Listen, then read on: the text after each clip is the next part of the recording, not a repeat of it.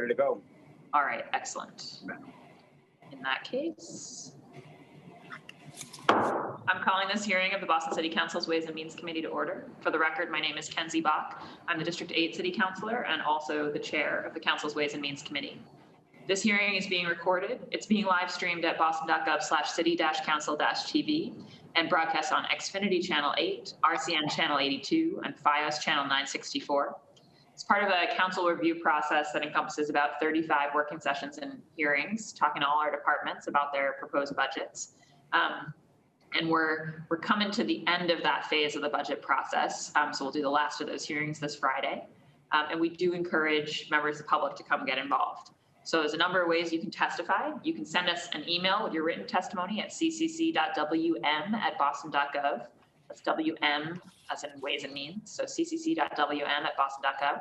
You can go to boston.gov/budget-testify and sign up to come and join us in one of these Zooms and speak about any given department. So if you want to come join us for this one today on the Inspectional Services Department, you should go to boston.gov/budget-testify. You can also there upload a video of yourself, which we can append to a future budget hearing so that folks can see your video testimony. And we will be having a dedicated public testimony hearing this Thursday, aka tomorrow, at 6 p.m., where we'll jump straight into public testimony. So if you have a comment on any department and you haven't had a chance to come to the other hearings and the evening is better for you, please do come tomorrow night at 6 and add your voice on the city's budget.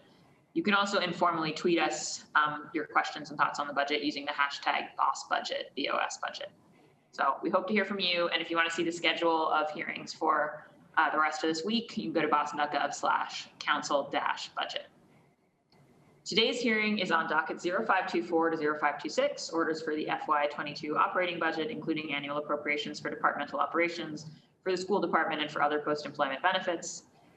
Docket 0527 to 0528, orders for capital fund transfer appropriations, and docket 0529 to 0531, orders for the capital budget, including loan orders and lease purchase agreements. That's the summary of the full set of budget dockets that have been introduced by the administration. But our focus area for the day will be the Inspectional Services Department, also known as ISD. I'm pleased to be joined by my colleagues, Councillor Ed Flynn of District 2, Councillor Liz Braden of District 9, Councillor Andrea Campbell of District 4, Councillor Anissa Sabi-George at large, and Councillor Julia Mejia at large. Very grateful to Chief of Operations Dion Irish and the Interim Commissioner of ISD, Sean Lydon, for joining us today, along with some of their assistant commissioners and their chief of staff, who I'll allow them to introduce. So without further ado, I'll turn it over to Chief Dion Irish to start us off. Thank you, Madam Chair. Good morning to all the esteemed members of the City Council. It always gives me great pleasure to be able to speak about a department that does so much for the city, and the department that I'm is very dear and near to my heart. It started with ISD in 1995, and I know how ISD touches everyone in so many different ways. I'm also happy to say that in FY21, ISD had a very successful year, thanks to your partnership and thanks to the great team over there at ISD. A lot of work was being done despite the pandemic and the challenges that it brought. There was a ton of work going on and improvements made on improving our processes and our systems, outreach and education, increasing transparency, increasing ethics. There's been just so much work that I'm happy to turn over to the team and have them really get into a little more details and give you an update on that. I look forward to a successful FY22, hopefully with approval of Mayor Janey's budget. And I know that with the great team that we have at ISD, it will be a success, and it all starts at the top. So it gives me a great pleasure to also introduce our next speaker, Commissioner Sean Lydon. Commissioner Lydon has been with the department for over 20 years. He's extremely knowledgeable in every aspect of ISD. And he also is a veteran who served our country for 6 years. And so I also want to just take the time just to reflect on Memorial Day weekend and all the folks who have, given their lives for this country and who are serving this country and who have served this country. So With no further ado, I want to turn it over to Commissioner Sean Lytle. Thank you very much, Chief Irish. Thank you very much, Madam Chair, members of the council. Thank you for having me first and foremost. As Chief Irish pointed out, I've been with the department. This is my 25th year with ISD right now, and the great opportunity to serve in this role here. When Chief Irish asked me would I consider this role, I can honestly say that I was absolutely floored, and I am honored, and I truly am flattered to be considered in this role in the first place. I've been here now, I believe it's 6 weeks in this particular role, and have a great rapport with my colleagues that I work here with. And once again, thank you for your time. So I'd like to get right back into it. So basically, a little bit of background on our building division. We have 25 inspector positions here in ISD. 23 are currently filled. We're assigned by wards, different wards in the city. We have what's the great, rather than rotating, we have individuals that are familiar with each particular job through its phases, and as different phases come up, and we also have the ability to implement.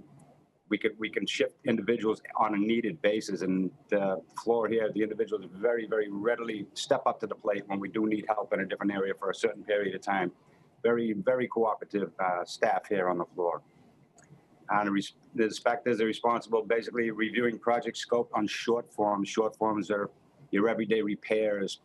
And we can honestly say during COVID, when back through March and April, when both large and small jobs, a lot of say big projects, they were in very precarious positions. We're ready to lose pilings, driving sheet pilings. But ISD we took the forefront, and we had implemented COVID protocol along with the larger construction companies. If this didn't happen on this particular time, we're going to lose. We're going to lose not only it's not about the money, but it's life safety. And that's our focus here in ISD overall, but also quality of life, but life safety needs, and all the way down to the roof's leaking. We worked with them, and we can honestly say, rather than being at a standstill during this whole early on in COVID, we made things happen. We enabled the city to move along in a very, very, very cautionary manner, but we did get it done. The inspectors that are assigned to the different wards, they respond to constituent complaints also, and a lot of times, I'm sure, with members of the council, that there's two sides to every story, so it's not a cut and dry. And the staff here on board, as we have a lot of new staff, and as it's great to watch people. Okay, something comes in, it has to be deciphered. It's not cut and dry. A lot of times, there's two sides to every story. So that's part of ISD's work also. It's not just a matter of going out and rubber stamping anything that comes down the road. There's two sides, and let's take a look at the backstory. Our wonderful staff, and I can honestly say for the administrative staff, they get you the background, they get you, and then you can take a look at what's going on down below the scenes.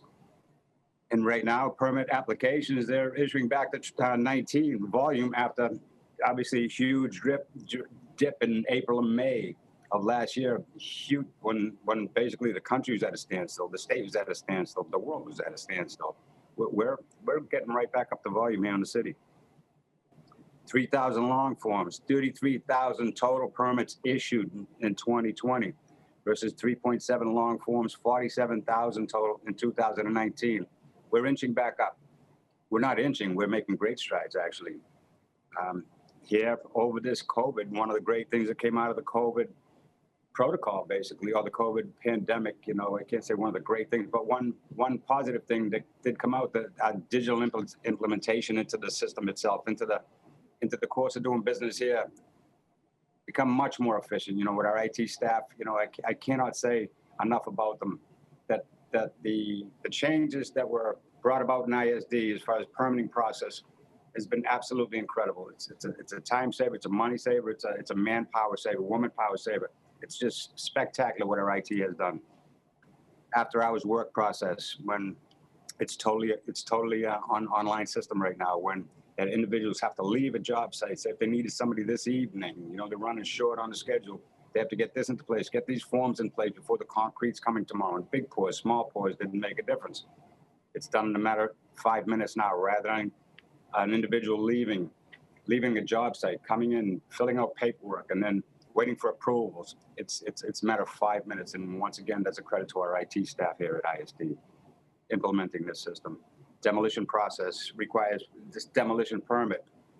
And, you know, there's protocol, that standard protocol has to be followed. Obviously, you know, historical protocol, and there's different situations where, you know, we can't let you just take that building down, and it's not going to happen. Try and work with different entities throughout the city, just to save particular buildings, and unless obviously, you know, unsafe and dangerous situation.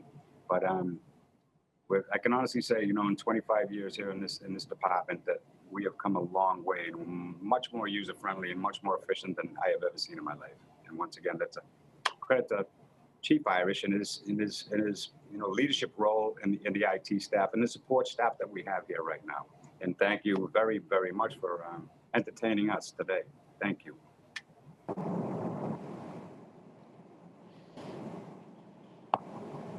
Councillor, good morning. I'm going to jump right in here and give some more detail and context in some of our operational things. I think as Commissioner Lydon alluded to in our overview of the building division, a lot of what we're presenting today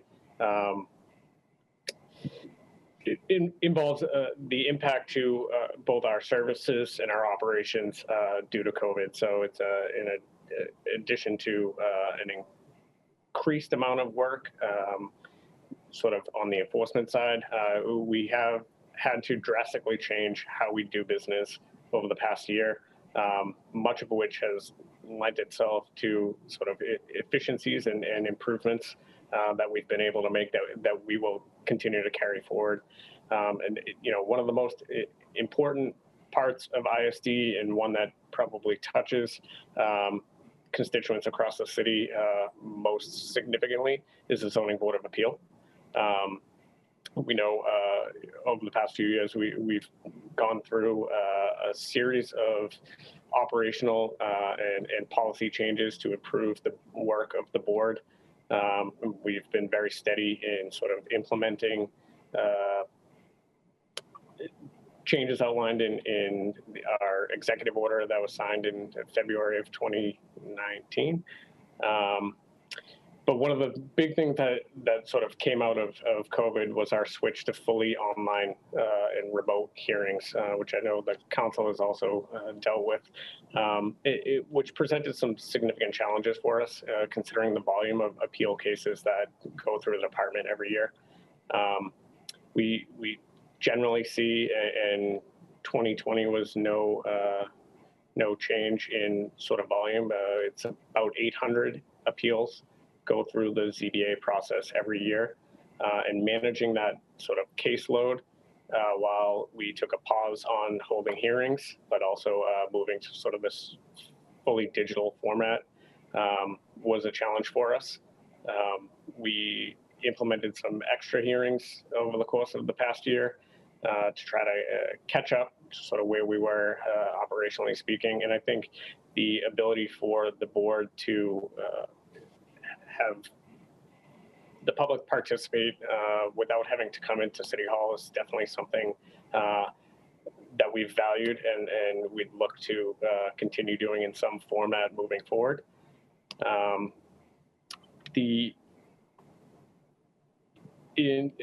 mentioned the executive order, and I know that's something of importance to the council, particularly on sort of the operational improvements that we've needed to make to the board. I can happily say that of all of the measures outlined in the executive order have either been implemented fully or are in the process of implementation. I think the last remaining item on the list is our electronic plans adoption, which when we switched to sort of a remote operational system here, our electronic plan submission to the department for permit applications went from, maybe 20% of all applications to, close to 100% of applications are now being submitted with electronic plans. Adopting software solution to be able to manage that and review those projects is in process, and we can happily speak to that in more detail on how that's going. But we think things are going well with the board. We know that there are additional opportunities for us to improve the way we interact with the public during board hearings, and we would continue to work closely with the council on making sure that those improvements in terms of access and accessibility for our constituents is really of utmost importance. So in FY21, ISD was funded for some additional positions to support the operations of the board. This was a paralegal and 2 head clerk positions to provide additional capacity to board operations. We have filled 2 of those positions and are in the process of hiring for the 3rd. So we think we will continue to see sort of some of these just operational improvements moving forward once we have everybody fully staffed. But I think that investment that was made last year that the council supported has really helped us out so far.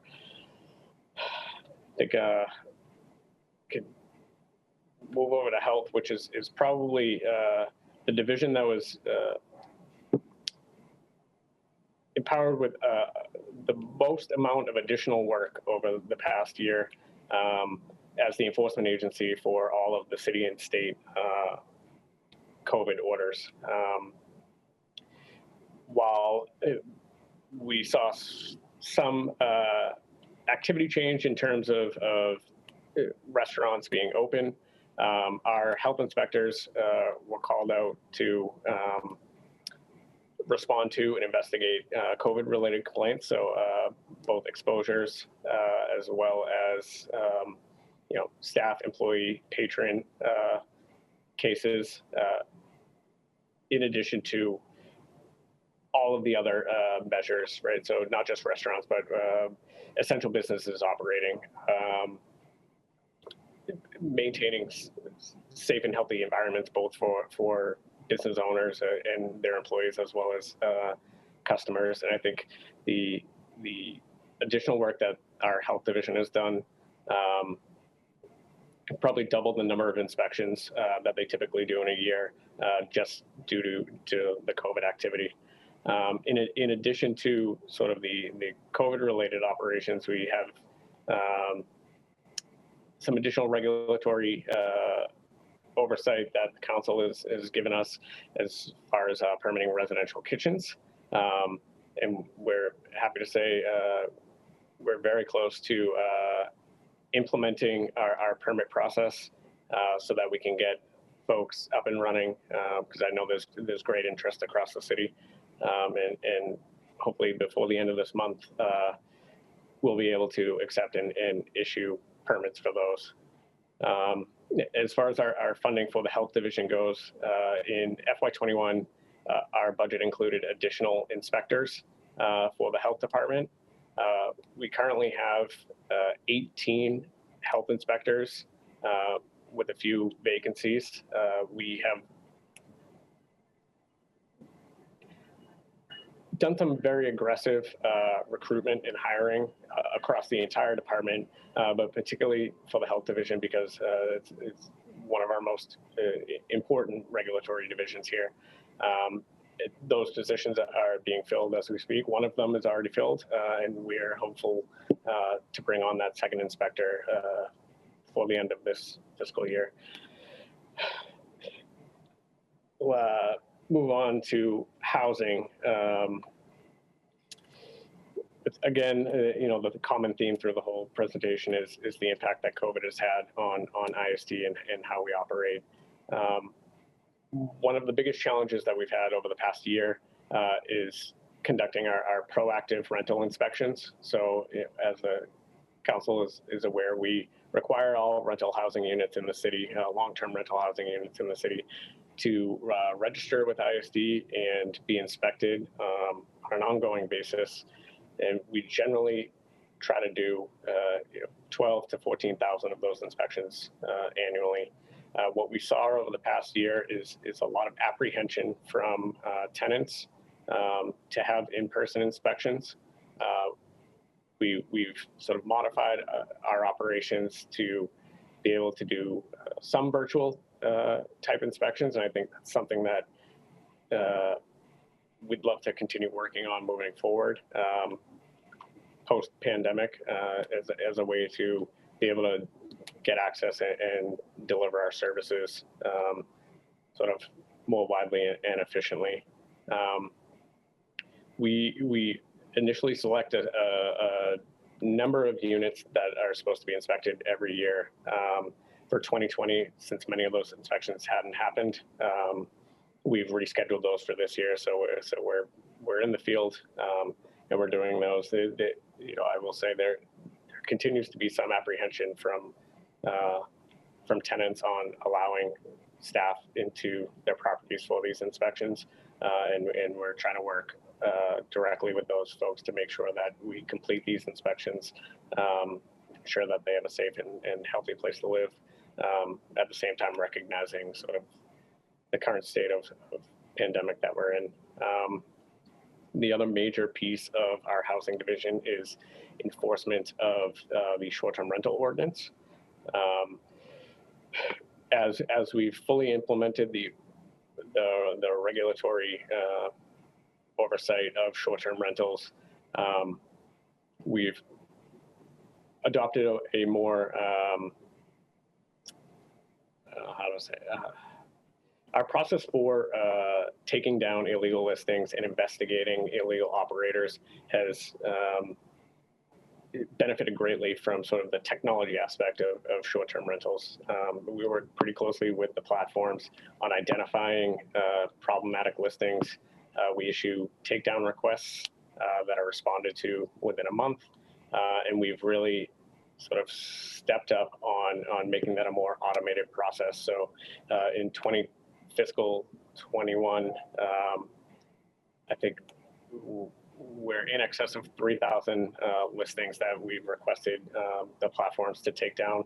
All of that happens, within 30 days, which is great. We respond to their activity reports that they send in monthly. We've stepped up our enforcement as far as issuing violations and fines. We currently have issued in excess of $160,000 worth of violations, many of which are appealed, most of which are upheld. I think we have several that are in housing court, some of the bigger fines right now, but we are moving forward with those processes. We've collected a large amount of those fines, but we're still ongoing. One of the great things that happened over the past year is the adoption of the short-term rental complaint form in 311. So there's a dedicated case type now, both on the 311 app as well as in the online website, and when you call in to report problematic short-term rental listings. Part of our overall sort of technology improvement that we've done across the entire department is the adoption of the City Worker platform. So those complaints go directly to our inspectors, and they can be investigated and responded to in real time. The great thing about having a dedicated case type for that, sort of a better tracking and monitoring of the situation there. I think we're up to just over 12 or 1,300 registered short-term rentals in the city. Another part of work that we're in the process of implementing within our housing division is the recently adopted condo conversion ordinance and the Housing Stability Notification Act, both of which require some enforcement measures from our housing division.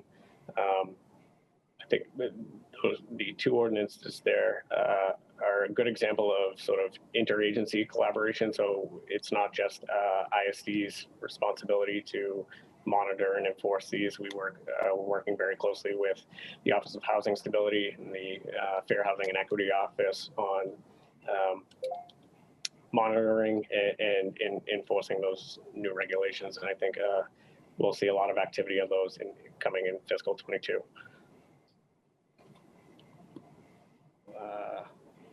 Can move on to the Environment Division. So our Environmental Health Division oversees our monitoring and enforcement, primarily for rodents. And I know that's of importance to the council as you hear concerns from your constituents about how the city is responding to rodent activity. In 2020, we saw a shift in rodent activity across the city from primarily commercial districts to residential neighborhoods, which is sort of a combination of several things. One being business districts being closed due to COVID, but also and the food source, essentially a lot of people eating takeout. The volume of trash in the residential trash increased over the past year. And with that, the food source has moved. So we've seen rodent activity pop up in residential parts of the city that may not have seen that type of activity in the past. I think, part of it is also a lot of people at home more during the day, so they're able to notice the activity. I think in the past year, we've tried to be both responsive to complaints, but also better about proactive baiting and trapping. So our inspectors start out at, we have 3 shifts for environmental health inspectors, starting out at 4 o'clock in the morning. They're out baiting our public alleys, our sewer systems, and monitoring rodent activity in and around construction sites. I would say we've nearly doubled the amount of proactive baiting in the past year that we've done in years past, primarily as a way to sort of control a problem before it becomes a problem.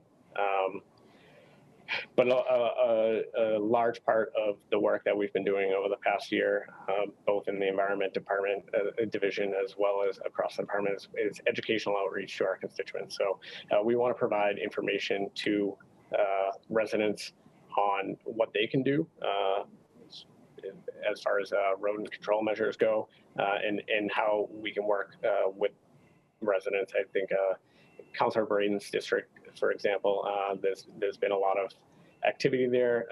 We've worked very closely with some of the civic and neighborhood groups in the area to get information out to residents, particularly in some hotspot areas. I think we had one resident who distributed a few thousand flyers from ISD for us and asked if we could give some more that they could give out. So I think that sort of collaboration between ISD and the public has been really important in sort of managing and mitigating the rodent activity across the city. And as we continue to see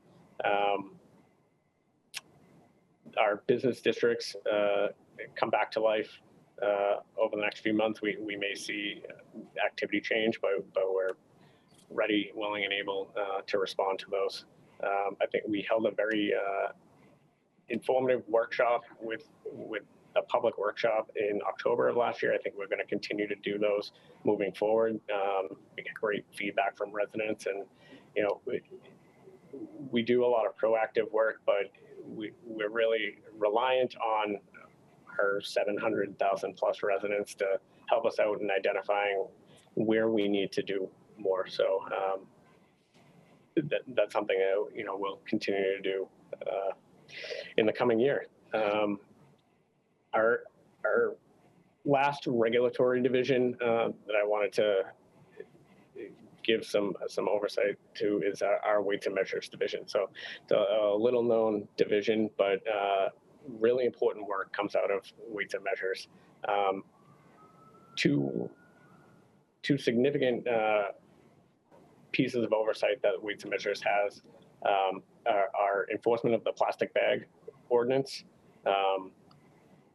During the past year, we've been inspecting anywhere from 20 to 60 locations a week to ensure that they're abiding by the ordinance.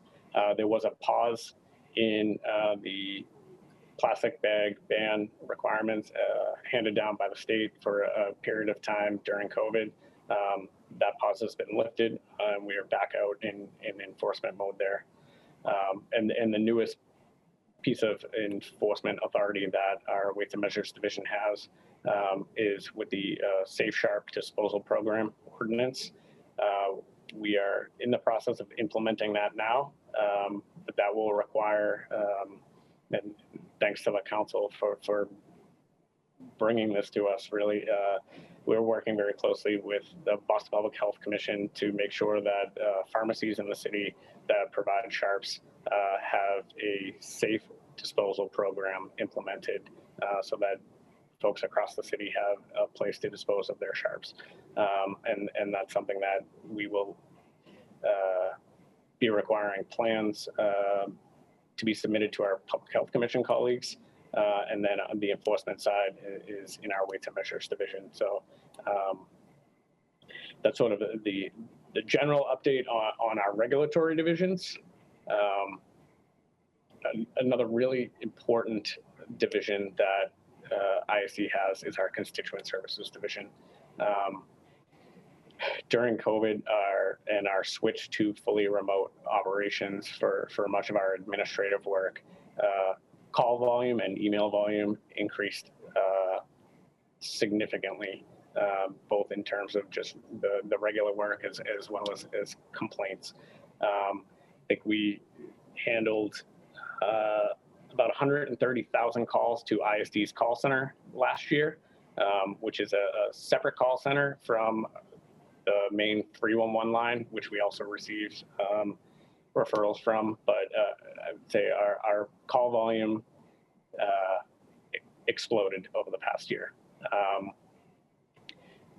Our constituent services liaisons and our call center reps we moved our call centers fully remote, which was a challenge in the beginning to make sure that our staff were able to answer and respond to calls outside of the office.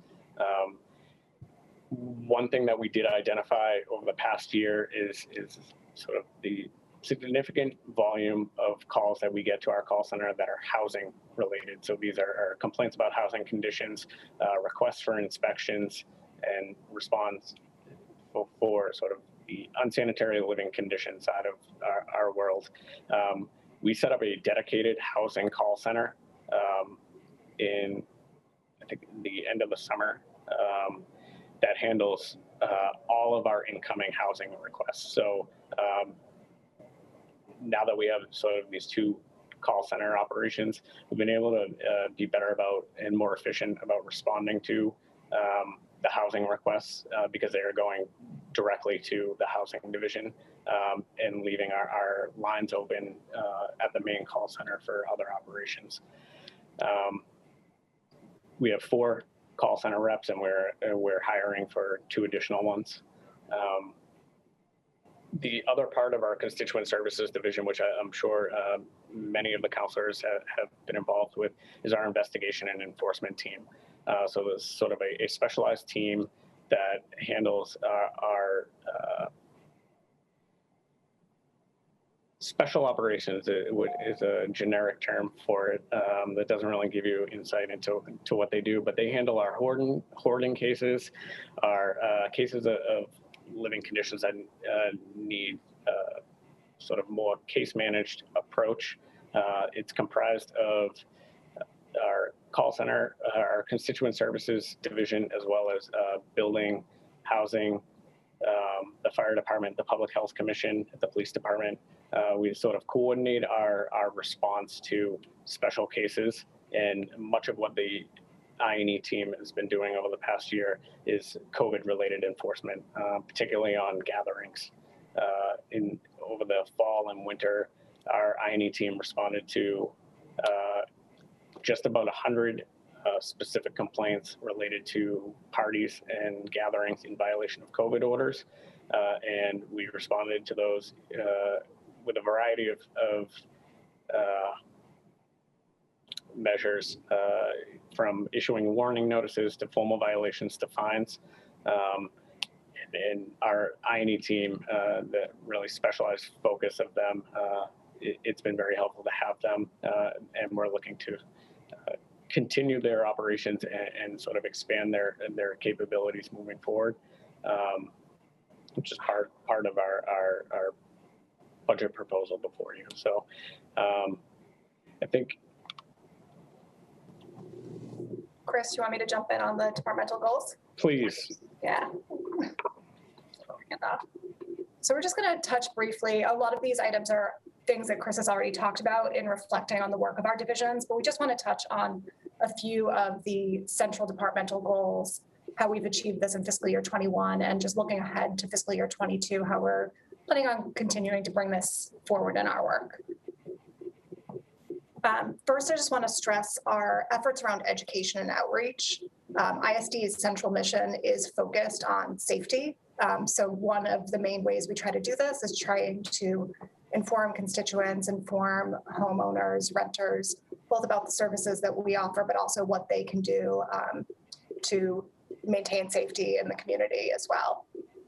Some ways that we've done this in the past year, and we've, working in a remote virtual space, it's given us a chance to experiment with some things that we want to pull forward, but also with reopening, there's ways we can be back out in the fields, leveraging our constituent services staff and collaborating with colleagues at ONS and other divisions to get the word out.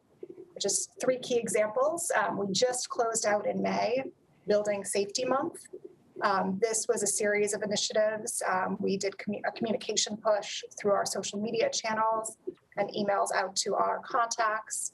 We did a walkthrough with all ISD inspectors, where we did a full field day where they went out into the wards with teams of their colleagues from across divisions to do a visual inspection on buildings.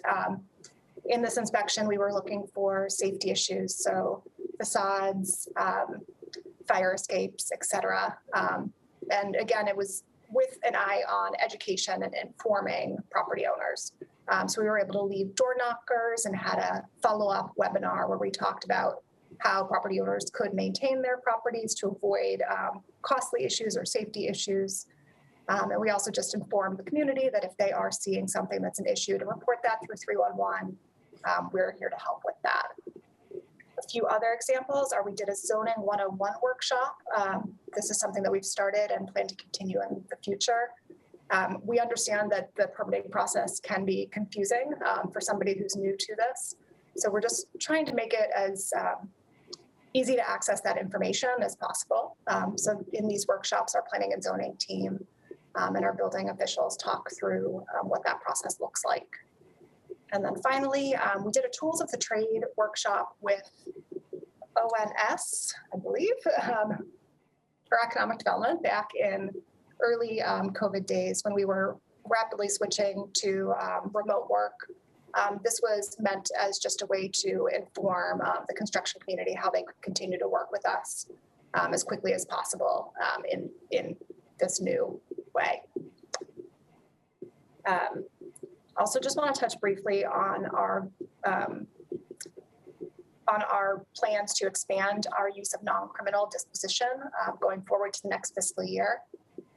Chris, as he talked through our divisions, talked through many of the ordinances that we provide oversight onto.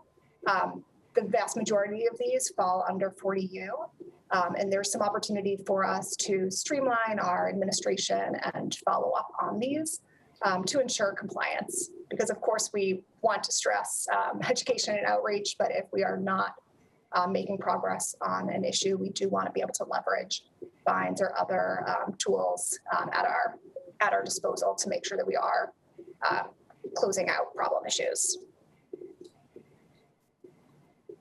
And then finally, we as a department have been doing a lot of work around technology improvements. This is something that started prior to COVID, but is certainly something that has been helpful as we work in a remote world.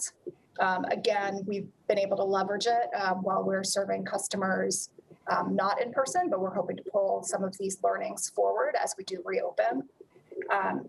All of our use of technology is with a focus of really improving customer service and improving our internal staff experience, making sure we're as efficient as possible here. A few highlights from what we were able to deliver in fiscal year 21. And Chris touched on many of these. We adopted City Workers, so we as a department are now leveraging the same tool set to respond to 311 cases as our colleagues in other departments. This allows us just to be more transparent in our work and in terms of pushing out information on case closure and what's happening out to the original requester. We also were able to introduce a short-term rental 311 complaint type, which we were excited to be able to make available. That was something that was asked for in the community early on in that ordinance. We were also able to start taking e-check payments, which particularly as we went to work in a remote world, allowed us to avoid taking mailed-in checks for the vast majority of our business and allowed people to continue obtaining permits and services as quickly as possible. We equipped staff for remote work. We pushed out laptops, tablets, and cell phones that allowed us to be flexible in terms of staff in the building. And we launched both the Zoning Board of Appeal. We now take online applications and payments, and we launched a public-facing project tracker. Moving forward, we plan to continue this work in fiscal year 22. Chris mentioned e-plans. This has been a project that has been we've been pushing for a while. We are going to be kicking that off this summer, and we'll have that out in the world in the near future. And we're also bringing additional applications online. So we're looking to expand online services to some of the areas that we don't currently have. And with that, thank you for letting us run through this summary. We hope we were able to address some of the questions that came up in the working session. Before opening to questions, I just want to give Commissioner and Chief anything you want to add. Thank you very, very much, Kelly. And once again, thank you very much for the help in the past year. This, I have to say, members of the council, this is probably the key individual as far as our IT implementation went here. This is the young lady that made it happen this year. Thank you very much. That's all I wanted to say. Yeah, thank you to the entire team. Some of the things that they mentioned may seem mundane and not glamorous, but they're actually quite impactful. And I think the public will see the benefits of these improvements that they're focused on. And they can literally talk for another hour about work that they're doing, but we're not going to do that. Certainly, I'm sure there's maybe questions that you all may have beyond what was discussed in the working session. So we'll leave it there. Thank you for your time, and thank you to the ISD team. Great. Thank you so much, Chief Irish and Commissioner Leiden and Kelly and Chris for that presentation and for addressing many of our questions that, as you said, we sent ahead. So appreciate that. I'm going to jump into councillor questions. As usual, I'll reserve mine to the end. I do want to note that we were joined in the meantime by our President Pro Tem, Councillor Matt O'Malley, District 6, and also by Councillor Michael Flaherty at large. I'm going to jump. The first one will be Councillor Flynn. I'll send the order out to councillors. I'm just going to say to councillors, I've been a little lax about timekeeping lately, and I'm going to go back to being a little bit less lax because we have 2 hearings today. So I will raise my gavel after 5 minutes and really ask you to be done after 7. And if you've got second round questions, that's great, but just save them for the second round because we've been running into kind of 10, 11, 12-minute first rounds, and it's a little tough. So with that word of warning, I will go to Councillor Flynn. Councillor Flynn, you have the floor. Well, thank you. Thank you, Councillor Bach. And I want to say thank you to Commissioner Leiden and Chief Dion Irish and Chris English and Kelly Mackey as well, and the ISD team. They're very professional and they're hardworking, and especially over the last year, they did an exceptional job for the residents of Boston. I think this is one of the most important budget meetings we can possibly have because this is nuts and bolts of city government, and if we don't get this right, we're not going to get anything right. my number one issue was always, first, as I mentioned, I have great respect for ISD. I think we give ISD too much work and to do without the necessary resources. You know, we're going to give them more duties now to investigate people's homes that want to sell some type of food. You know, the city council, when we do that, the city council has a responsibility to advocate fiercely for more funding if we want to add these programs.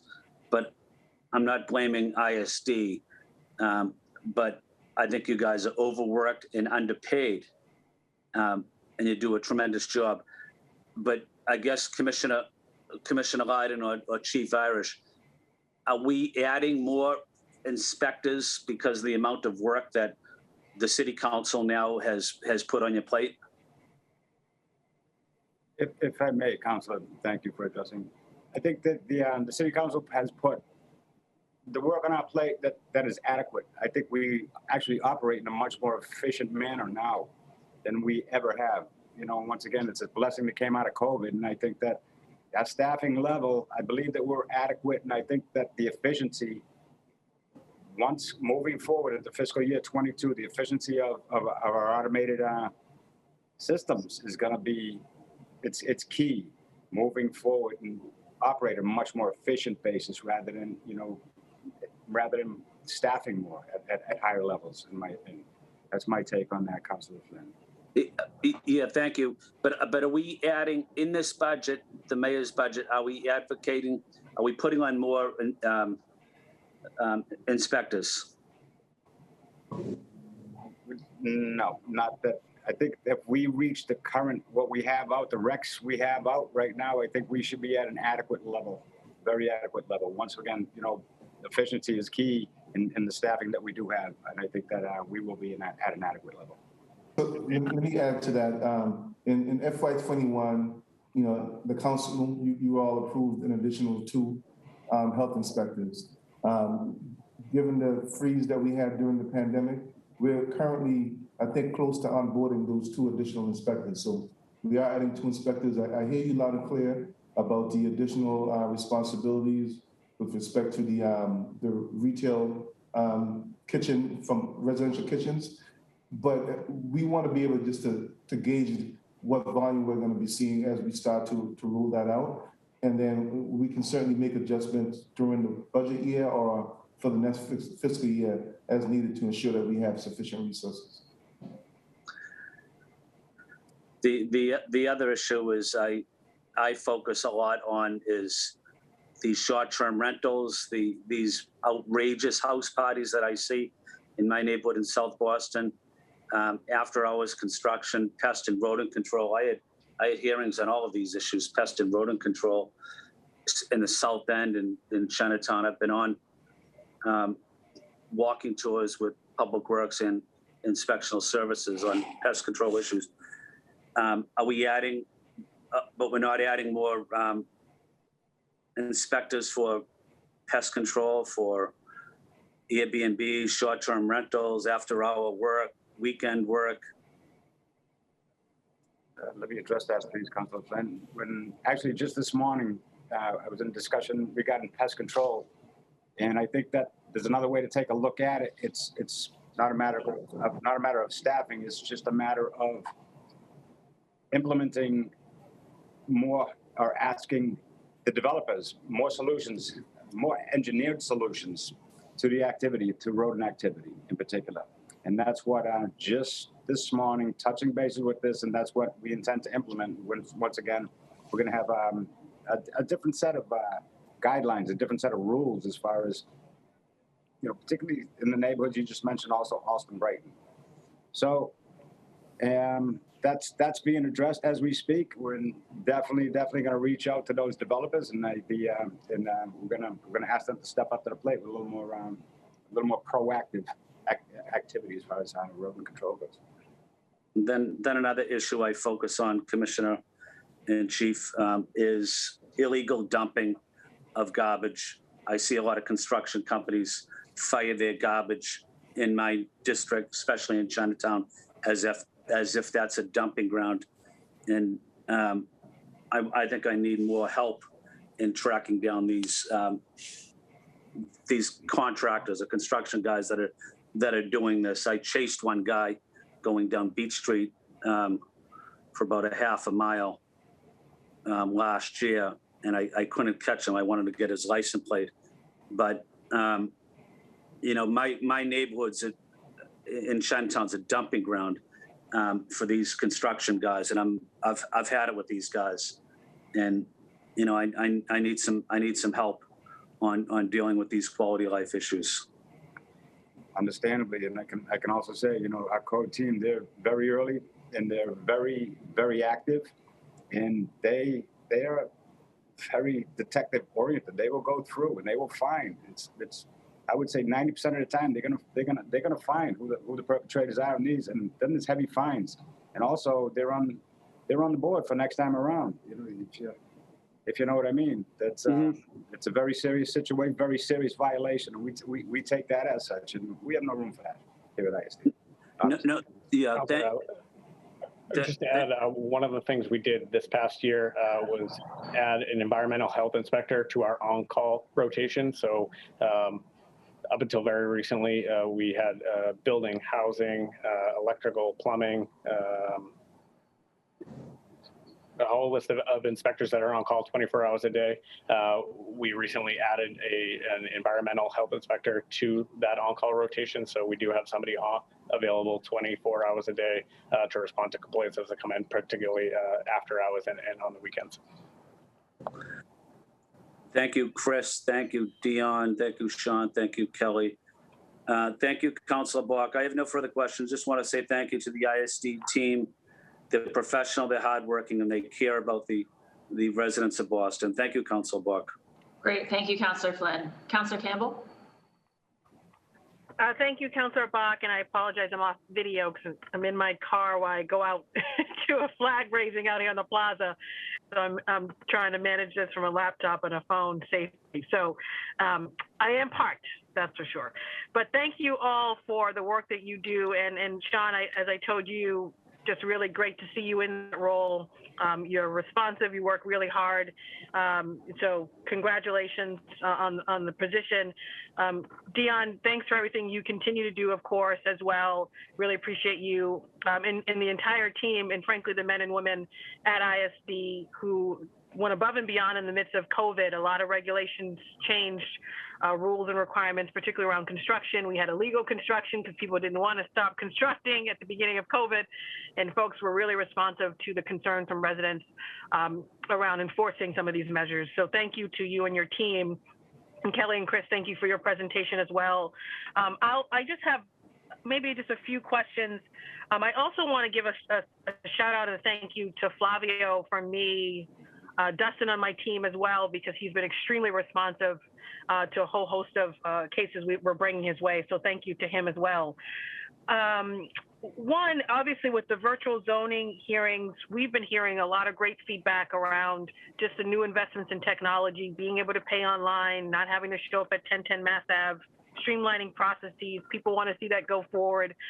Virtual zoning board hearings, it's been a mixed response, and I think, Chris, you hinted at that, ways to improve for sure.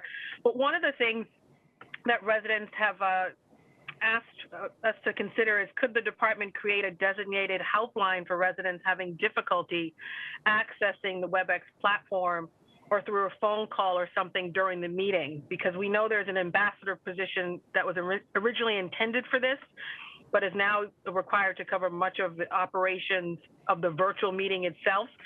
So if there could be a designated helpline, that's one question.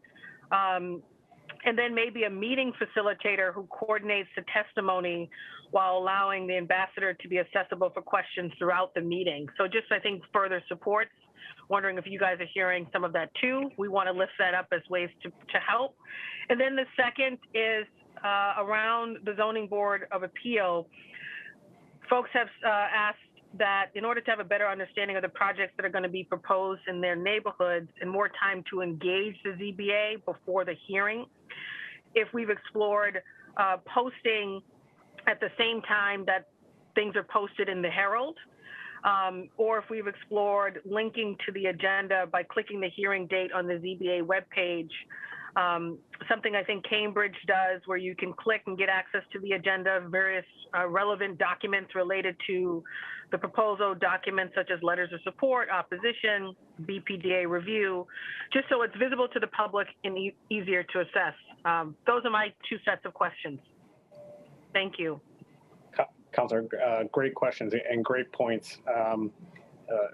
We definitely hear it loud and clear about the need to sort of improve the ZBA process for the public as far as participation and testimony goes. You know, the challenges of virtual hearings and opportunities with virtual hearings have really sort of created sort of an ongoing list of improvements that we'd love to make and that we're looking to make. I think one thing that we've tried to push over the past few months is really sort of upfront written testimony to be submitted to the board, so that we can collect those and make sure that the board has those in, the board members have them in the case packets in advance of the hearings. So that, you know, in the event that you know, someone has difficulty logging in or providing testimony in person, that written testimony is super important for us. And the written testimony in advance sort of gives the board an opportunity to have the time to consider the comments of the public prior to rendering the decision on a case.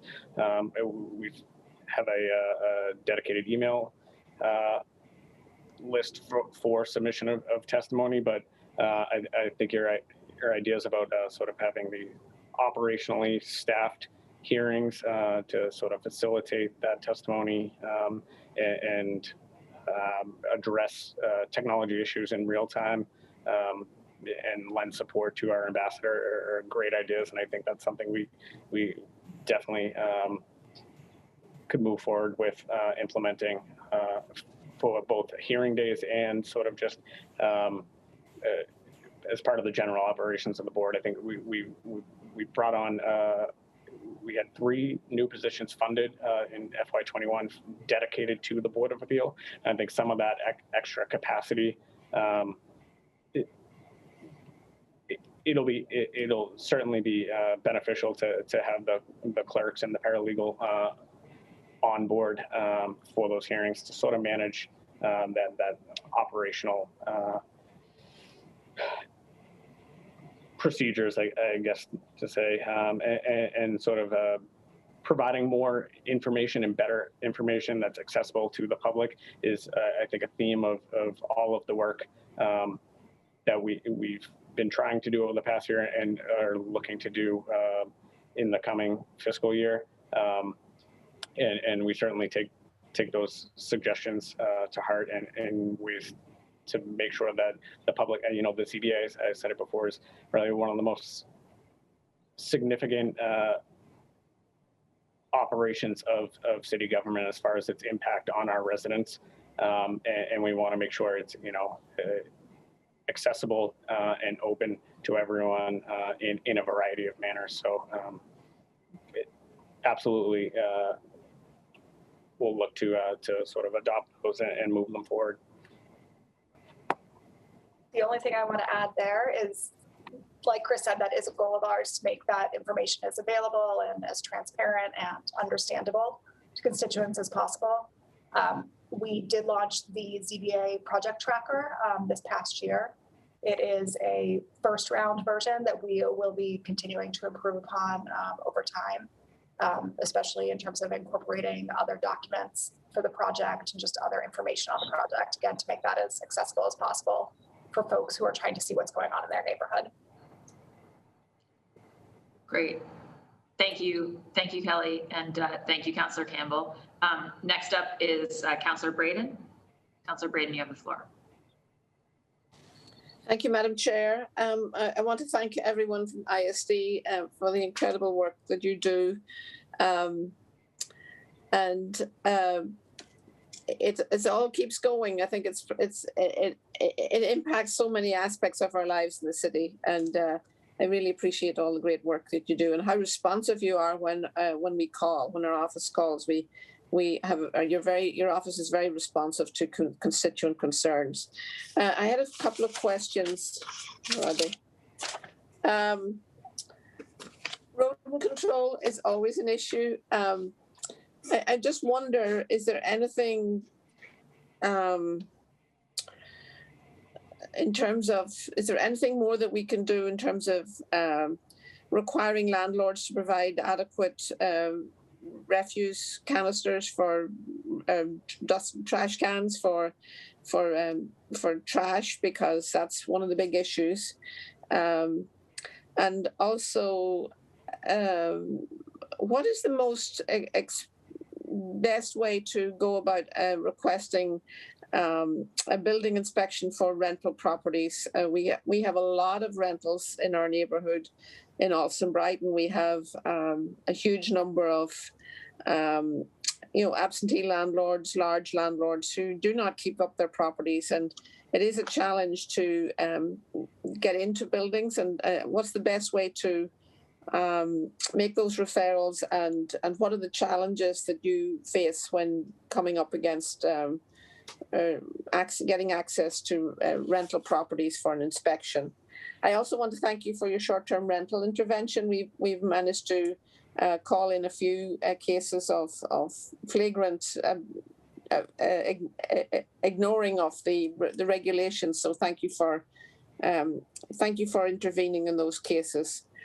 Just out of interest, how many short-term rental cases did you? I don't know if you have this at your fingertips, but just Alston Brighton, we have a lot of large buildings with absentee landlords, and I just wondered if you have any numbers, any hard data on the numbers by district for short-term rental violations.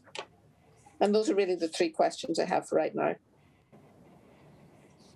Take them in reverse order here. As far as the short-term rental cases by ward or district, we're happy to follow up with you after the hearing with those numbers.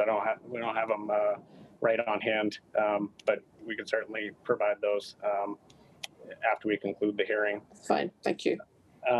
As far as gaining access to properties, you mentioned the challenges in gaining access. We do require permission to enter properties, whether it's a tenant or a property owner, and we do see some challenges there in our response to complaints or requests for investigations. I think we make several attempts to gain access to a property to investigate a potential violation. We have the ability to issue a violation to have a court provide us with access to a property in cases. So that is an avenue that we can use. But I think as far as the reporting, the best way to go about it is 311. All of our work really does involve being responsive to complaints, but the 311 system is great as far as our tracking purposes and our ability to keep residents and constituents updated on our response. We recognize some of our housing cases can take a long time to resolve, whether that's because of access or because of a court process. But our ability to keep residents informed of the status of their complaint, the adoption of City Worker and our responsive process through 311 is the best way to go about doing things. It gives us the ability to report out stats and things like that. So I would say I would recommend continuing to use those systems moving forward. Good. And then the rodent issue, I'm actually alarmed at the amount of rodents that I'm seeing in places that I didn't see rodents before. in terms of, I really applaud the public information campaign but we would be happy, our office would be happy to help disseminate that and get it out into the neighborhoods, or even if there's an electronic version, we'd be happy to put it on our newsletter and get it out. Because I think it's an all hands on deck effort. I don't think we're going to do it by just baiting and trapping is not going to crack it. We need to do a lot of preventative work as well. So our office are very happy to help with that, disseminating that information. And really, I think that's all I have for the moment. Oh, the other thing, just access to the ZBA. I was wondering, is there any way that we can track, historically track, projects and then the variances that different projects received? Is it possible within your system to do that? If I may, Councilor Braden, thank you very much. It is absolutely possible. We do have document room. The keeper of the records is Bridget Kenny White, and it has all the information that any kind of information you need. Email her, and she will readily have that available for you instantaneously, almost. And it's digitally accessible for her. I don't want somebody to have to run through stacks to find it. It's digitally accessible. Yes, it is, Council.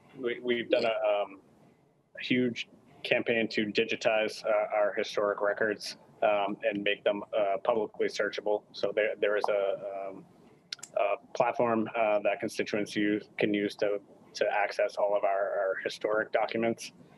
But specifically for the ZBA cases, one of the things we're looking to continue to improve is our case tracker. So currently that has information about projects, hearing dates, community process, and sort of a description of the work there. What we're looking to expand on is linking our decisions, linking the notices to that, so that people can stay updated with those measures. I think that's definitely a Fiscal 22 project, is sort of expanding the amount of information that is connected to our tracker. And we're certainly, any suggestions, any and all suggestions for how to make that better, we certainly welcome. Thank you. And in terms of the platform where you can research the historic data, do you have a link to that, or how do you access it? It's linked right on our website. The platform is Scaris. You could search by address, by document type, and it goes for the entire building jacket of a property. So we have records dating back to the 1900s that are digitized and linked there. Wow, very good. So it's Scaris, SCER. SCERIS, and we're happy to. Councilor Braden, I'm sure we can get the link sent over. I think that's probably very more. Good. That's it. Thank you. Great. Thank you so much. Yeah, I actually use that. It's very cool. The historic scanning in. I found a handwritten permit from my family's house going back 100 years, and it was a neat thing. And I do just want to note from earlier, Councilor Campbell froze up at the end, so she wasn't able to thank you all, but she was on for the duration and heard everything you said. So thank you, Councilor Bach. Thank you, everyone. Thank you, Council. All right, now going to Councilor Mejia, and then it will be President O'Malley. Councilor Mejia. Yes, so really excited. You guys know how much I love ISD, so happy to be here with you all today. I'm just curious, I'm gonna talk a little bit about residential kitchens, and I'm curious about how the budget reflects how we're going to monitor residential kitchens. I know, Chris, you said that we were very close to implementing the permit process, but the ordinance stated that the law should go into effect within 30 days, and we're still waiting for the zoning amendment to go through. Can you talk a little bit about what the delay has been on the administration end and what is being done so that in the future that we ensure that policies that are submitted by the council is passed within the timeline? We've been getting a lot of calls from folks who are eager to start, and it just seems like we're in a holding pattern. So I just would love to hear what that looks like.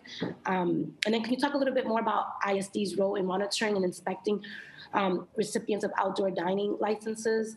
Did it have an impact on staffing or funding of any kind? And then one of the stated FY22 goals of ISD is to increase the use of fines to encourage compliance via policy systems and improvement processes. In the past, you have found that increasing fines lead to more compliance. Is there a correlation between those two? And how are we going to deal with particularly problematic properties that either refuse to pay or continue to not comply even further, even after they've been fined or whatever have you? I'll take them in reverse order. The increased use of fines, much of our enforcement authority is remedial, right? So we want to make sure that problems, whether it's a building or a housing issue, is remediated in a timely manner. So we want the problem to be fixed. What we are looking to do sort of as part of our ongoing efforts to increase compliance is use fines as a way to ensure that problems are being addressed and given the same weight that they deserve. So, issuing fines and using the non-criminal disposition process allows us to issue fines, require collection, and if uncollected after a certain period of time, we can move forward with a lien process and attach those fines to the property as a lien. So collect them through that method. As far as outdoor dining goes, certainly the outdoor dining program last year and this year has added a bit of work to our health division. Our health division conducts inspections of all restaurants in the city, and that's really the bulk of their work.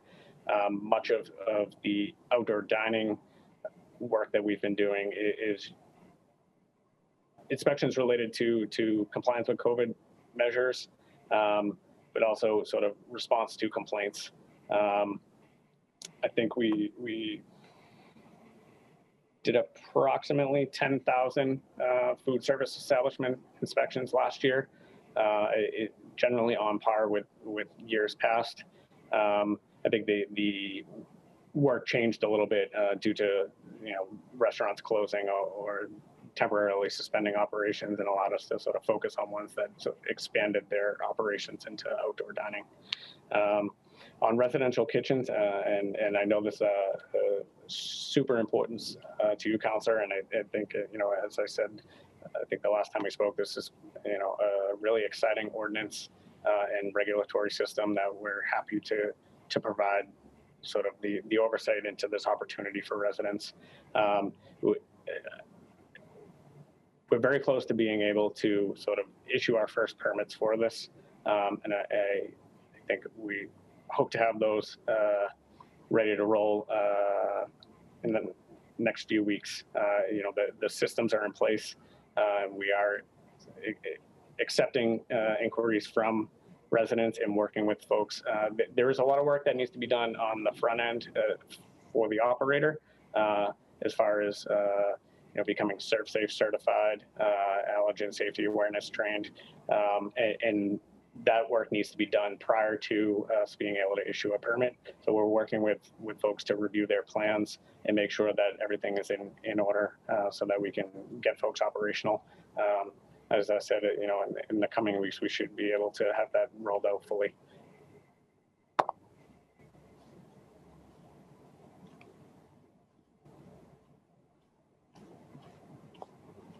Councilor Mejia, do you have further questions?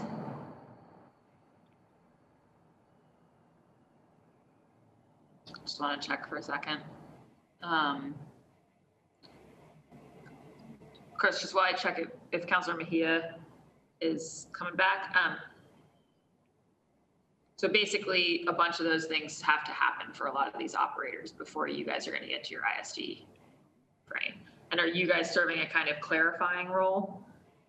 Yep. So we're sort of doing a one-on-one I don't want to say hand-holding, but providing guidance on how operators can meet the minimum requirements of the ordinance and how to safely operate these moving forward once we do issue a permit. We require sort of this application up front and making sure that the operators are properly certified and trained. And then it requires an inspection before we issue the operational permit. So it would make sure that folks are aware of sort of what the equipment and sanitary requirements of operating one of these are. We do get a lot of inquiries about the type of food that can be produced in a residential kitchen. I think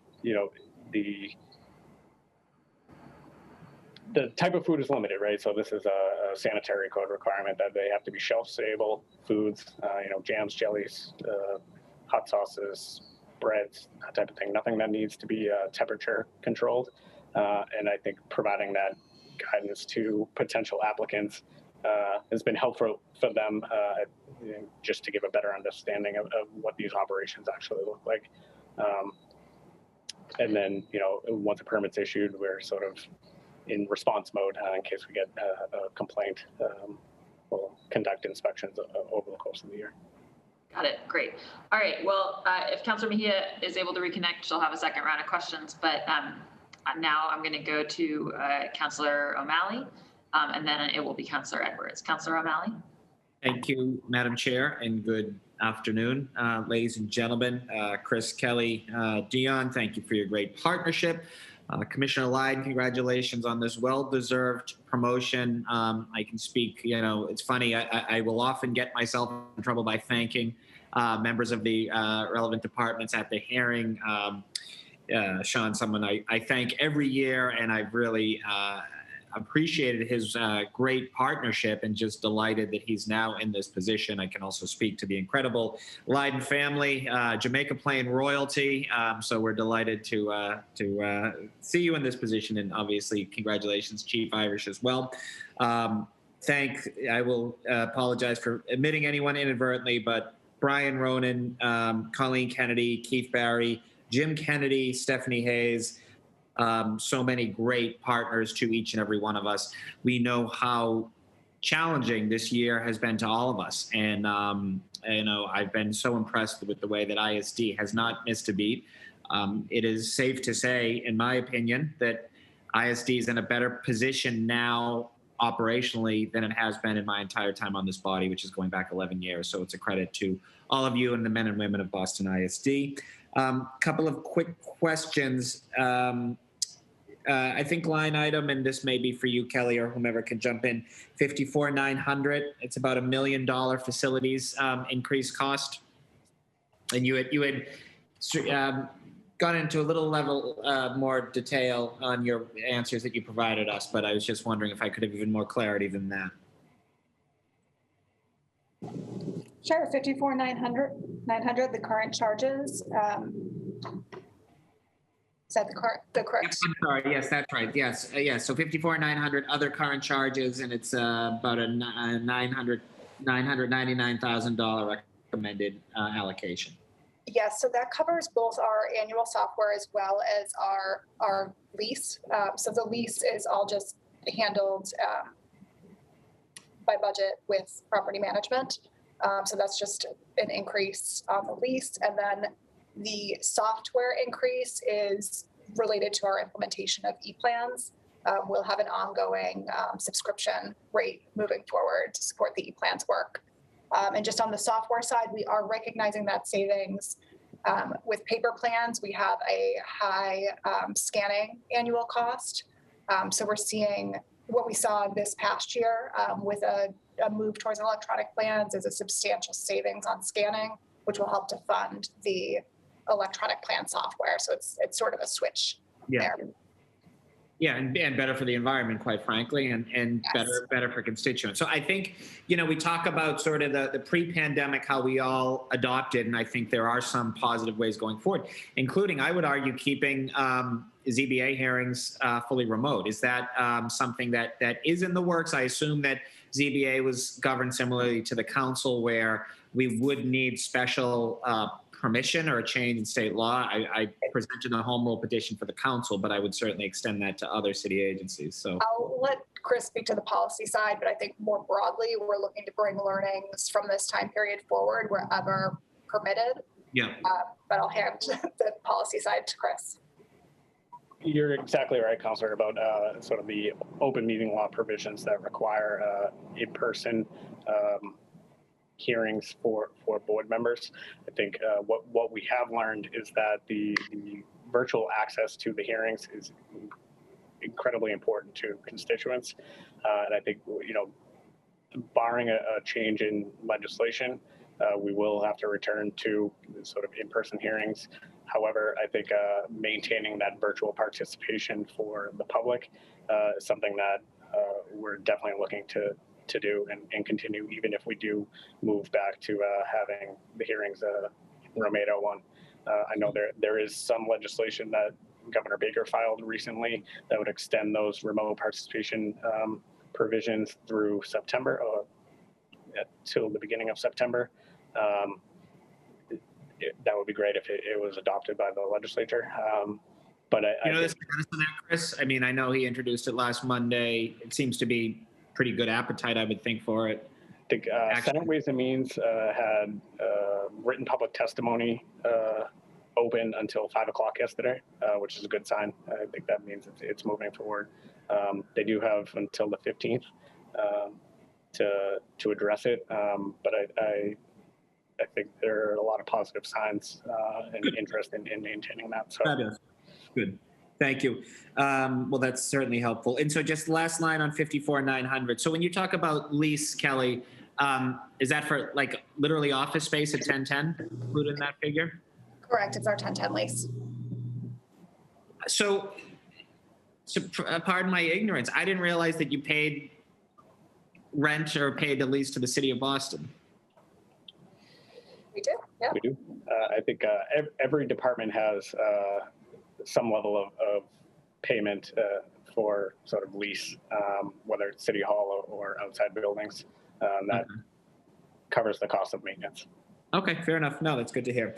And I want to get this in because I think, Councillor Flynn had sort of set the tone as the first questioner, and you've heard this repeated, and I would add my voice to it, and I'll be perhaps a little more blunt than maybe my colleagues.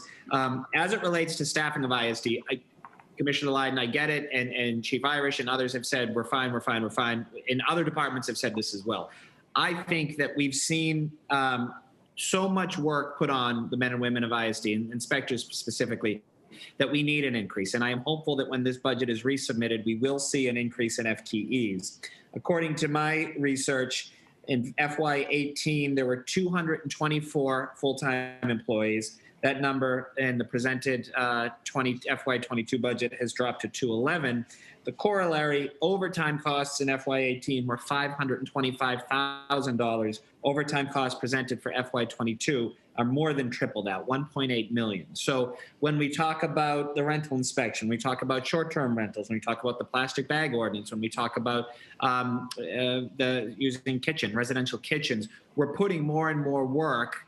And despite that, I think, so many of your colleagues have worked incredibly hard. But I think that the case has been made that we need to increase some staffing. So I'm hopeful that we will see some staffing, but I'm curious if anyone wants to remark on how FTEs have gone down. And I know you've moved animal control and some other things, but also that overtime cost that has grown so dramatically. As far as overtime goes, I think Kelly can probably speak to the mechanics of it, but it's an accounting change in the way we process after hours work. Kelly, if you can cover that. So last year, we did do a hearing with council and passed a change to the ordinance there. Previously we were billing out for our third party, our after hour inspections. This is an optional service that can be requested for an after hours inspection with our inspectors. The contractors were being billed directly after the service was provided. That put a large burden on our administrative team in terms of just invoicing and chasing down those funds. We switched last July to a flat fee that was paid in advance of the service. And with that change, we also, the cost of that overtime is reflected in our budget as well. So that was a cost that the city had previously. It's just now reflected in the ISD budget. And we are recognizing the revenue that's coming in as a result of that service is in line with the expense. And have we seen it? I know the answer is yes. That's why I'm asking the question. And you may have gone over this, but an increase in revenue, projected for the rental inspection ordinance, all these other things that we're doing. And I mean, why wouldn't then that actualize into additional staffing levels, particularly for our inspectors? So on the inspectors for the past few years, so I just want to highlight, we did last year in fiscal year 21, we did 2 new health inspectors. The year prior to that, I believe we had some building inspectors. So we have been funded in the past years, and we are continuing to track as some of these new ordinances come in, tracking the level of work that our employees have. Yeah. And we'll certainly come and request if we see the need there.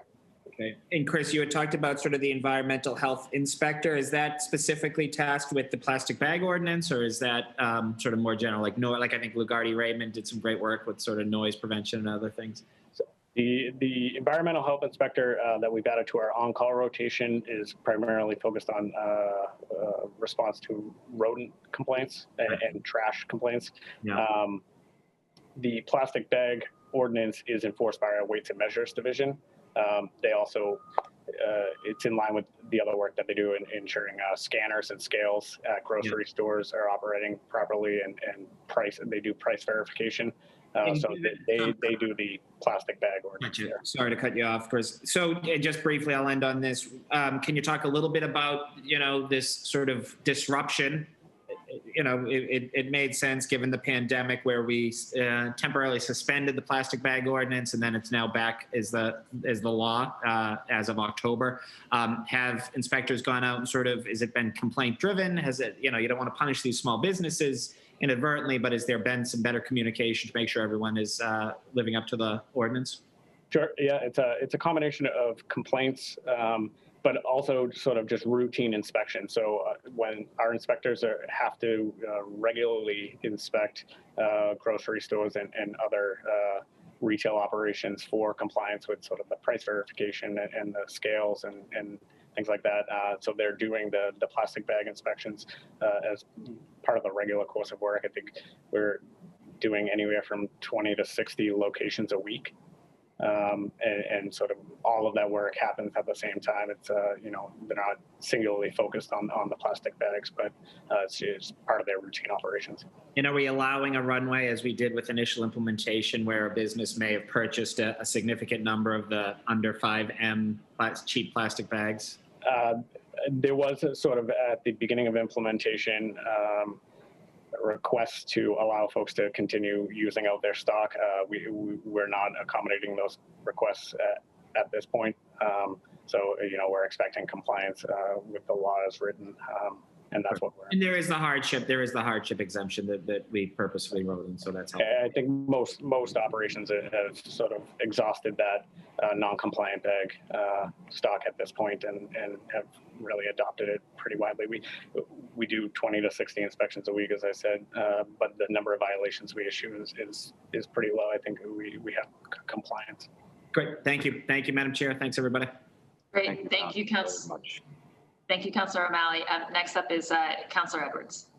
Thank you very much. I just wanted to echo a lot of my colleagues' thanks and gratitude for the hard work that you do in all of our neighborhoods. I do also want to echo Councilor O'Malley's call, and I think other colleagues, to remain or come up with a balanced approach that allows for remote access to ZBA hearings.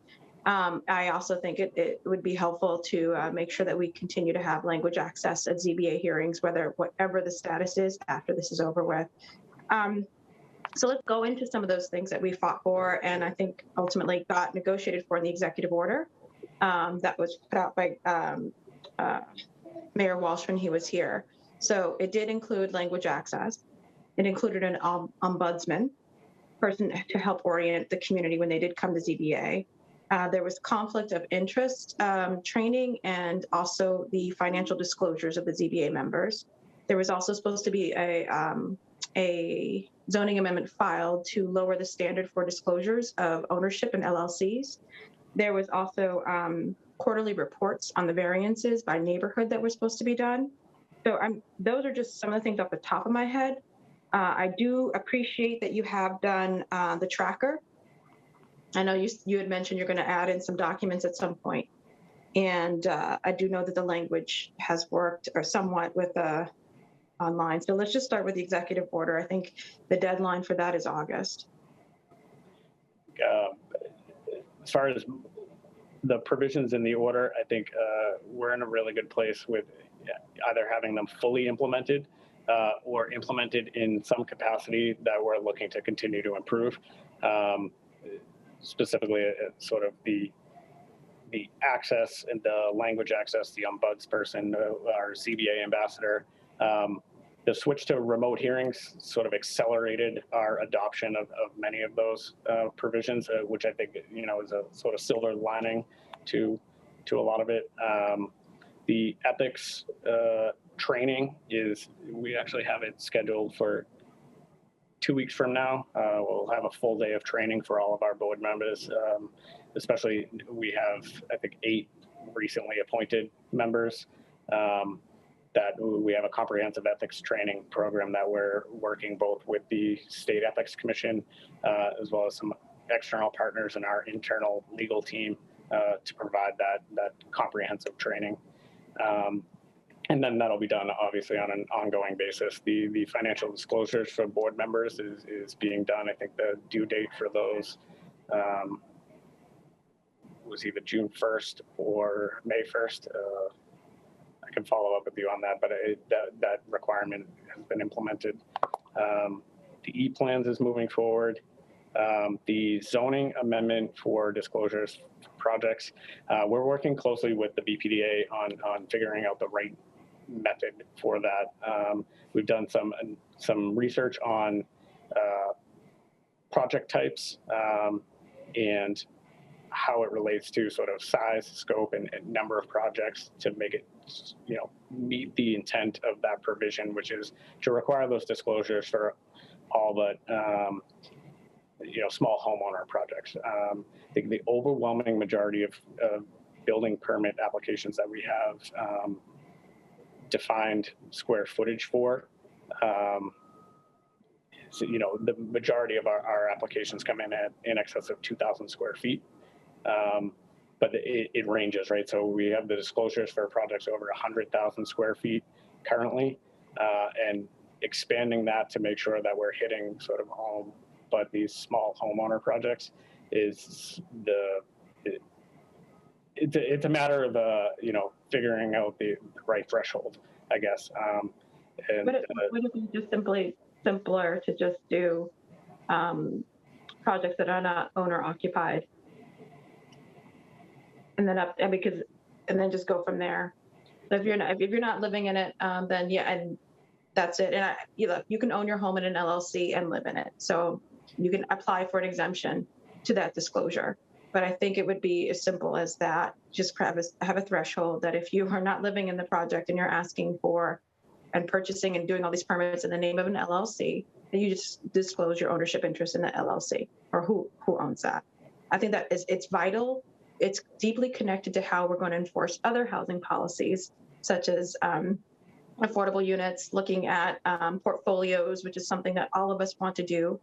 There's too many developers who are doing less than 9 unit or less than 10 unit buildings to avoid having to build any affordable units, and we need to go by portfolio. And the only way we're going to know their portfolio, because they create a different LLC for every project, is who that person is, right? And so I think I hope it could be as simple as check the box, do you live in this building or not? If not, disclose who your trustee membership is, disclose who your LLC membership is, and that's it. And I also think it would be a matter of, these are supposed to be done in August, right, of this year. So the zoning amendment, I'm not even hearing that it's been drafted at all, that there's been no language put to before or even presented to, I get it if you don't want to come to the council, but at least to the zoning commission. But I would assume by August, a simple amendment lowering the threshold of things that the BPDA already does should be done. That's the goal, to make sure it's done by August. So I think, the BPDA, they're the experts in sort of drafting the zoning language with our input and our assistance. So we are working closely with them. Hopefully we have something to present in the coming weeks. Okay. Quarterly reports. I think another thing about being able to come up with additional zoning reform, which is what we're all like kind of nipping at with the AFFH one, this possibly, like we're all nipping at what we ultimately need of just zoning reform. And quarterly reports will allow us to know by down to the neighborhood what typical variances are happening in East Boston, how many of them, versus variances over in South Boston versus all of those different things. Now I know we're online finally, but the quarterly reports, I assume then the first quarter's report will be happening in August as well? Yeah, that involves a lot of back-end work that our dedicated analytics team here has been working on. The way the records are kept sort of as far as variances tied to a project does require some data cleanup so that we have the ability to report out those things in sort of a efficient and comprehensive manner. Right now, the variances listed out are sort of text fields that are included in a zoning refusal letter. Not in a reportable format. By neighborhood. Unlike, we could, permit type or work type or location, right? So we have to do some data work on sort of our back end side to make sure we can issue those sort of regularly and automatically. I mean, would it help to just say as of July 1st, at least for anything filed at that date going forward, there's going to be an online spreadsheet or tracker where someone automatically is based on what's been filed or what's been granted, from the ZBA, you're going to start filling in the field. I understand back end work is going to be a lot. And of course you're going to have to pick a date. I would assume the back end date would at least go to where the executive order was signed in February 2019. Yeah, and, right? and that's a great point about sort of an interim solution and then a more formal process. Well, I mean, if you can start with a spreadsheet, Excel, that's my technical capabilities. I'm sure you guys have much better ones, but if you were able to have by neighborhood and then the variances across the top and then just start click in them so that people can start seeing right away the typical variances that are being put in their neighborhood. So we have immediate transparency, and then at least set a date. I'd love to hear from you guys a date that you could at least go back to when the executive order was signed. That's a year and a half. In August, it'll be 18 months, right? How soon you expect to get that? And then I know there's got to be a cutoff. I'm not expecting you to go back to the year 1900 for every variance, but we can negotiate on that. But at least the last 18 months and going forward, stepping off on the right foot. If it's August 1st, fine, when the thing is up. I would prefer for July, so you have a month's worth of data, but just start what you can do. And then no one here is confused that you have a large lift. That's why all of us are looking at you getting more staff. I think you're the only department that we're like, are you sure you don't need more money? Are you sure you don't need more people? I mean, other departments wish they were in that position. I know coming up soon, but I did want to ask you about, thank you for your updates on the residential kitchens. And I want to say it was a joy working with all of you as well on that during our working sessions, how many times you showed up, how many great questions you answered. So I want to thank you all individually. I want to thank also, especially want to call out Dion. Thank you so much. I've been able to text you, call you, get your immediate response. And I know you're wearing two very large hats right now. So I want to acknowledge that the hard work. I know my colleagues went through and named everybody. I'm on an awkward device right now, so I can't see everybody, but I'll just collectively to ISD, thank you. I do want an update on the condo conversion. As you remember, we worked really hard, I think together again, and you worked really hard with your colleagues at DND to make sure that we came up with a new permitting process to make sure that when people went to go get the condo, there was a certain amount of notice with the city, DND, so that we could make sure people were getting notified of their rights. So how is that going? How is the new licensing or the new permit for the condos going? In progress. We actually have our regular check-in for implementation with D&D next week to make sure we're putting that forward effectively. The permit type is ready to go. The requirements of what we're going to need as far as the applications are prepared. I think the initial submissions go to Office of Housing Stability for review, and then we will essentially wait to hear from them as far as whether somebody is cleared under the housing stability requirements to apply for the permit from us.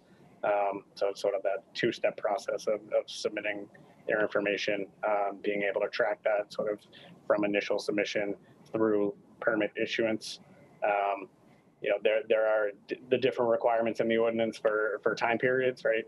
And so we have the ability to monitor at the unit level, whether it's the sort of 1 year, the 5 year, that type of thing on an ongoing basis. So I think we're in a really good place with that one. Okay, because I'm really excited to see how we can do that. I know the Housing Notification Act is probably about to be obsolete. I'm not sure if it was connected to the declaration of emergency or if it was Boston has its own timeline. If you recall, right, landlords telling us about the notice to quit when they filed the notice to quit for this moment. I assume it's permanent, or was it connected to the pandemic only? That might be an amendment we need to look at. But again, it was. I believe it's permanent. I don't think it's directly tied into the state of emergency. Okay, great. So how has that been going in terms of the housing notifications and being filed? I know first with OHS, and then if the person goes forward, have we gotten to the point where we found some people who have violated that?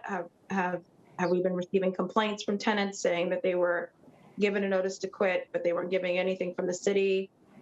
Because I know that was part of the punishment, or part of the enforcement was the $300 fine.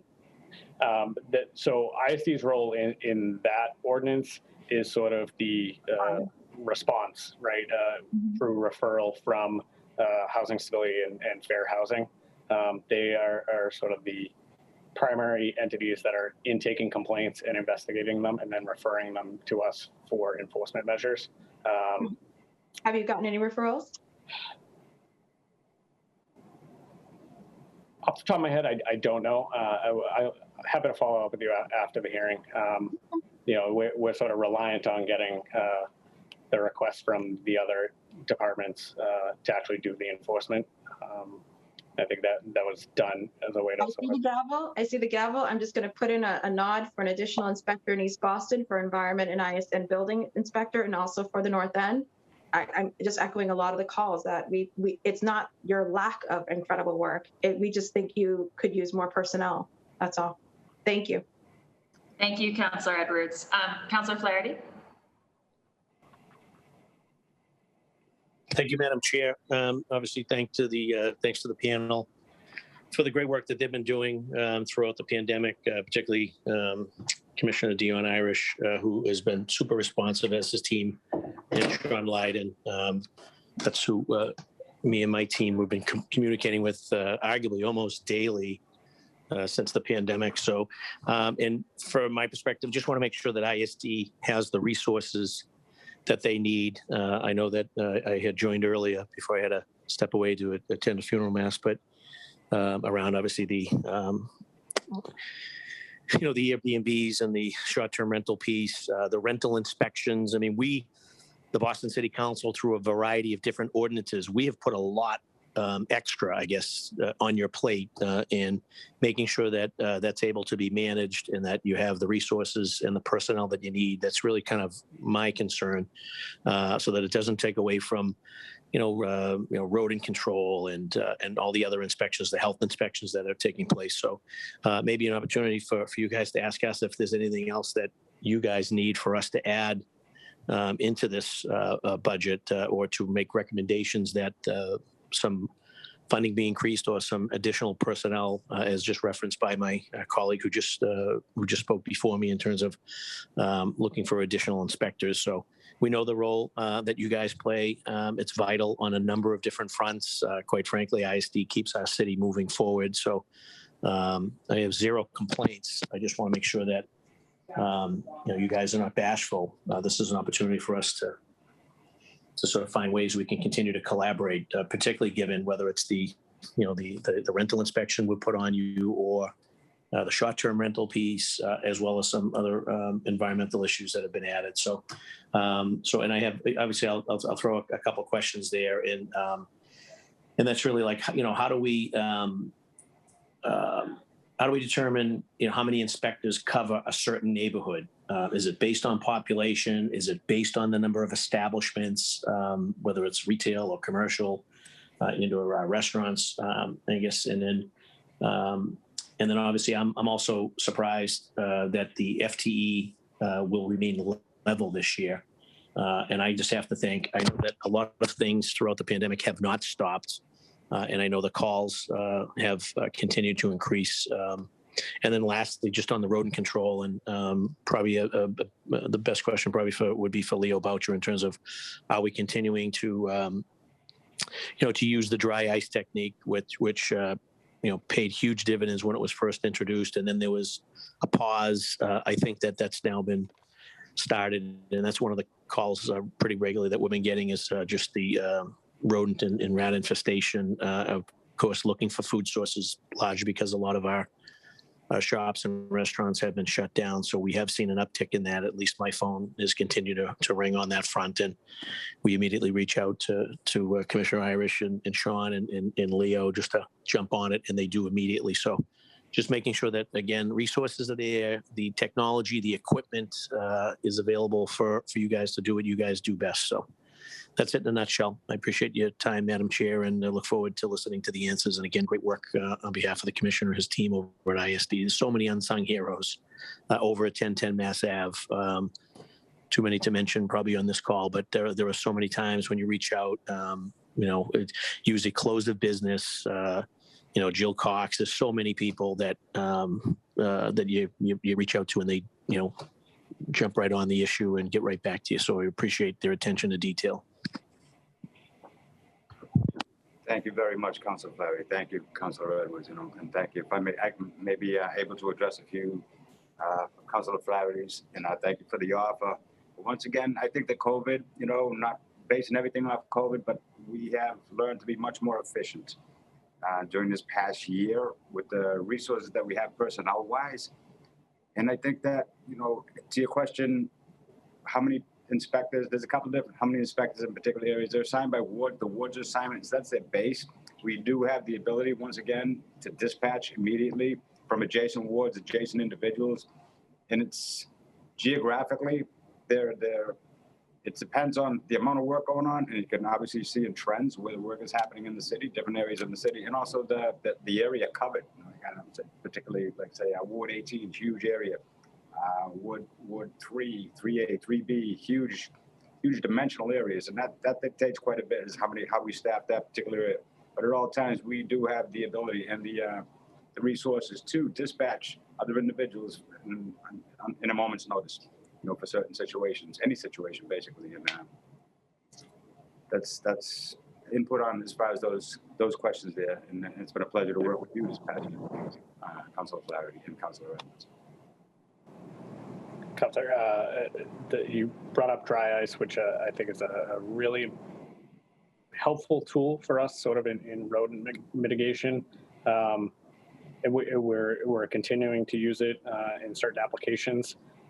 There are some challenges with procuring it as far as the federal regulations go for pesticides. I think currently right now there's one distributor permitted in Massachusetts that can provide dry ice for rodent control applications. So it does take some sort of operational legwork to obtain and use. But definitely something we want to continue using it. It's a humane application and something that's been definitely very effective. I think we used it a lot in the Boston Common to great success, and so definitely something we want to continue using. Chris, I can't see from my phone, but is Leo Boucher on? I know he knows the stuff like the back of his hand and how to procure it and where we've used it. I know we had a huge situation over in Billingsfield with the rat infestation, and I believe it played a critical role in eliminating that problem as well. So I thought at one point we had to go down to like the South Shore, maybe like Rockland or Hanover to procure this. And got to think like just think about the over at Whitehead Circle. I mean, this in the meatpacking district, there's got to be like there's got to be tons of dry ice opportunities. So not quite sure sort of who's cornering the market on the dry ice, but we should be able to sort of break through and penetrate through that and have our own. I guess we're a city that needs to continue to function. We do have. We're the native sort of the Norwegian rat is sort of native now to Boston. So it's not like, we don't have our share of fair share of rodent infestation issues. We do. And in order to stay on top of it, having access, the old expression, I'd rather be looking at it than looking for it.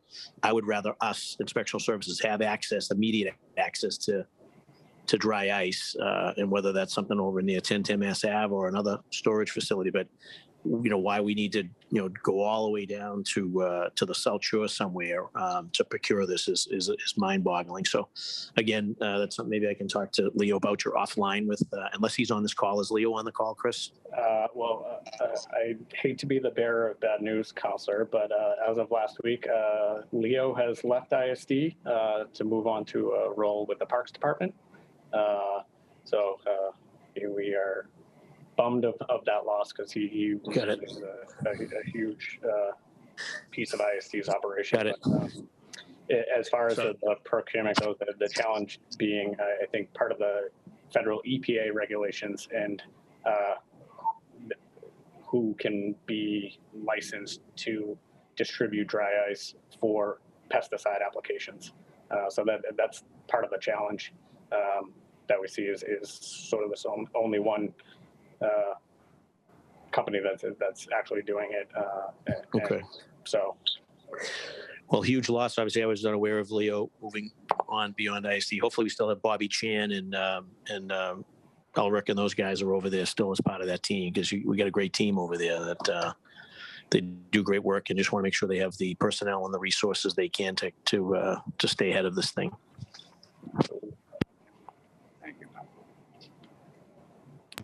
Thank you, Madam Chair, and thanks to ISD. Great, thank you so much, Councillor Flaherty. Now it'll be my questions, and then I will go back to remaining colleagues if you have a second round follow-up, so just let me know. So I guess I did want to follow up specifically a little more on the short-term rental front. We had talked, and I think, a number of the neighborhood folks have advocated for some more formal way to kind of like a more formal type of documentation to require for the folks who say, oh, I'm doing institutional housing, because we know that there were folks who were sort of saying they're providing housing for hospitals, and what they mean is I'm in a neighborhood close to a hospital, and once I sent someone an email to say, by the way, I have an Airbnb here, which is not obviously the intent of the regulation. So I was wondering if we have any progress on that. We do require documentation to issue those types of short-term rental permits. It's either a contract or an agreement between a corporate entity, a housing provider, and an operator of the units, whether that's a hospital or General Electric, for example. We do require that documentation upfront before we issue the permit. And that's kept on file with us. So if somebody does, and if somebody is operating in violation of that without having received a short-term rental registration number from us, we have the regular enforcement capability of requiring them to be removed from the platforms. So I think maybe then the issue was that a number of people were just kind of posting on their Airbnb pages without a number from us, like, oh, we're hospital folks. Yep. And then for that, someone needs to find it and report it to you all.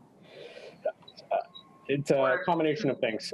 Yes, we do respond to sort of the complaints, but we also are sort of proactive with the platforms as far as the activity reports that they provide us. So if we get an activity report every month that includes all active listings with their posted short-term rental number, if it's on there, and we have a pretty automated process of verifying that those numbers are tied to that address and they're active.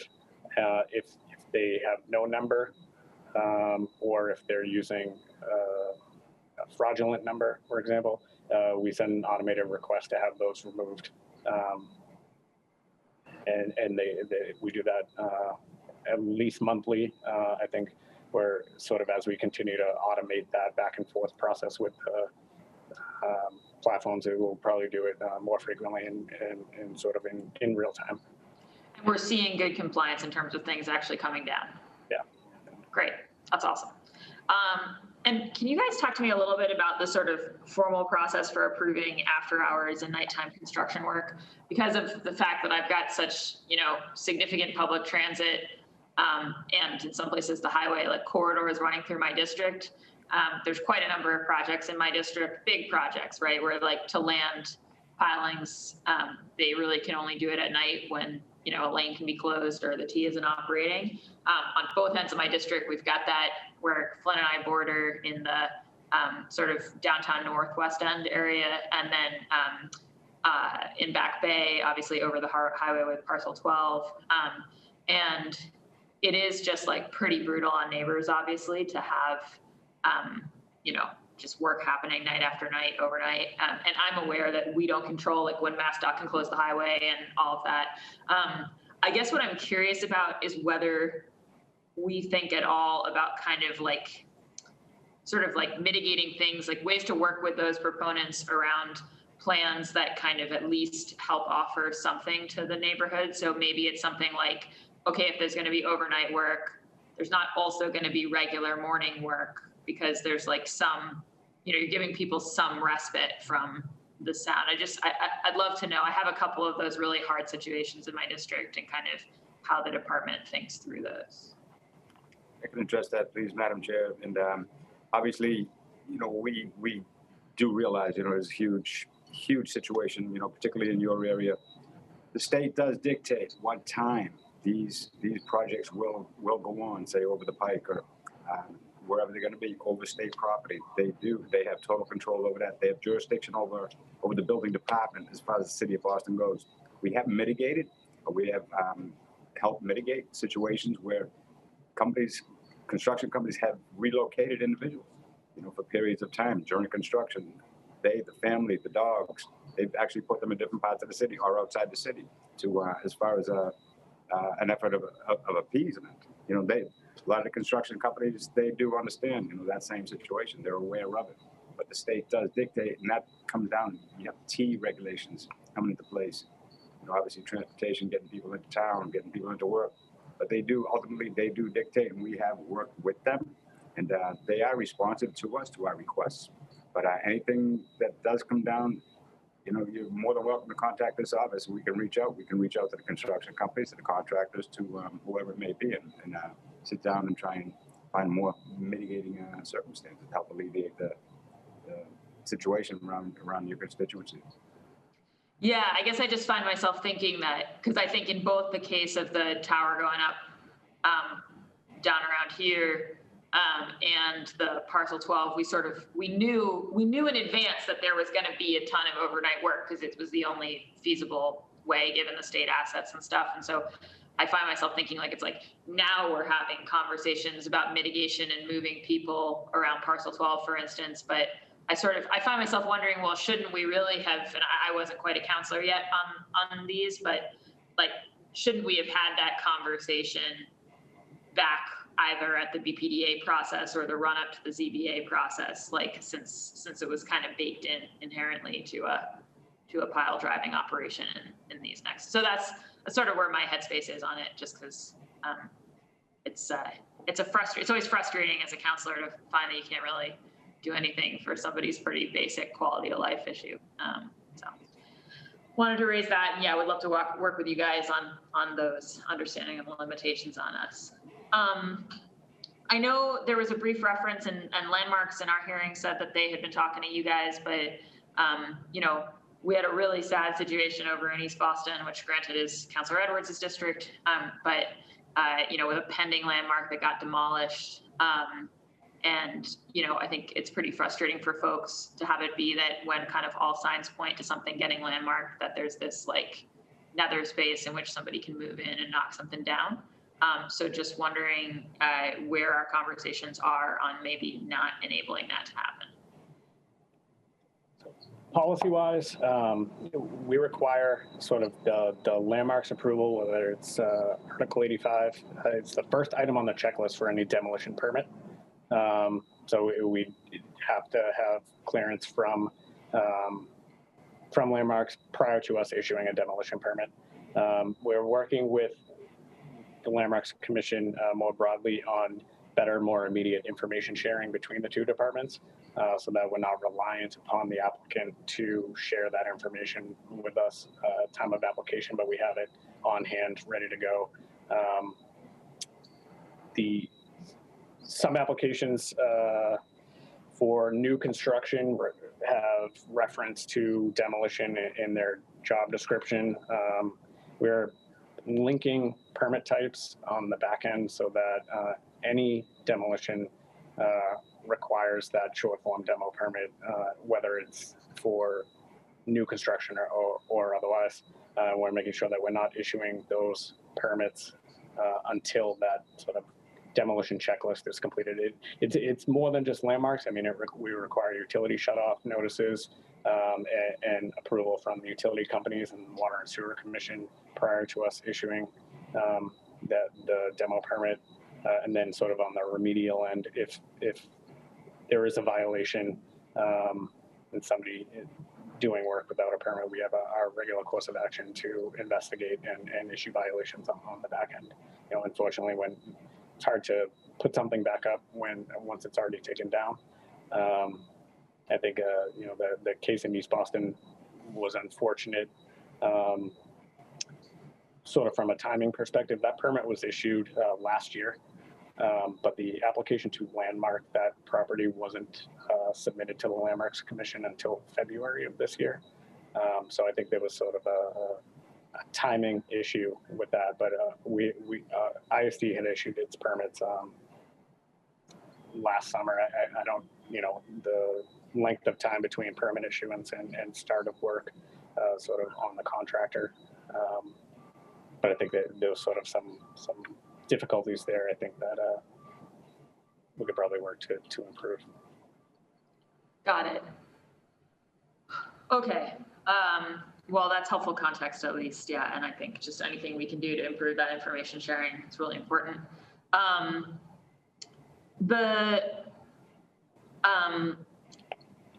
know that this is sort of, again, I know that ISD has a relationship to the ZBA where you staff it and you do its administrative work, but obviously, you know, that you don't control what the Board of Appeals, you know, does. They're appointed by the mayor with the council's vote, and I understand that distinction.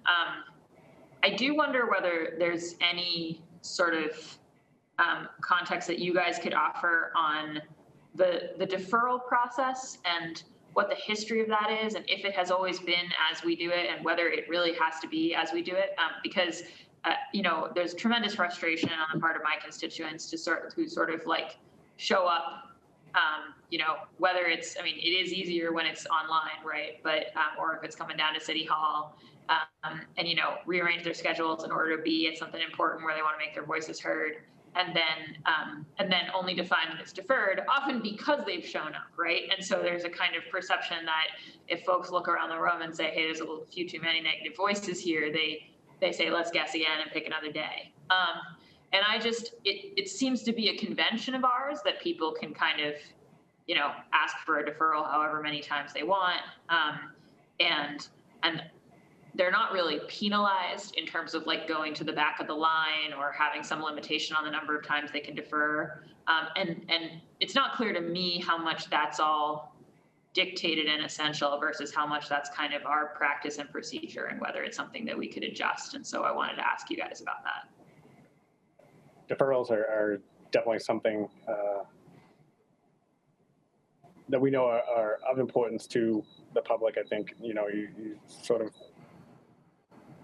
touched on it as far as the jurisdiction to the authority to issue those deferrals. I mean, it is within the board's discretion to grant a deferral. I know the chair has recently started opening up our hearings with a sort of a statement about the number of deferrals and their desire to discontinue that practice or not be so forgiving to applicants that request repeated deferrals. You know, there are definitely instances where a deferral is necessary, and you know, we may not know about that, you know, up until the hearing begins. So we try to sort of manage it on the information side.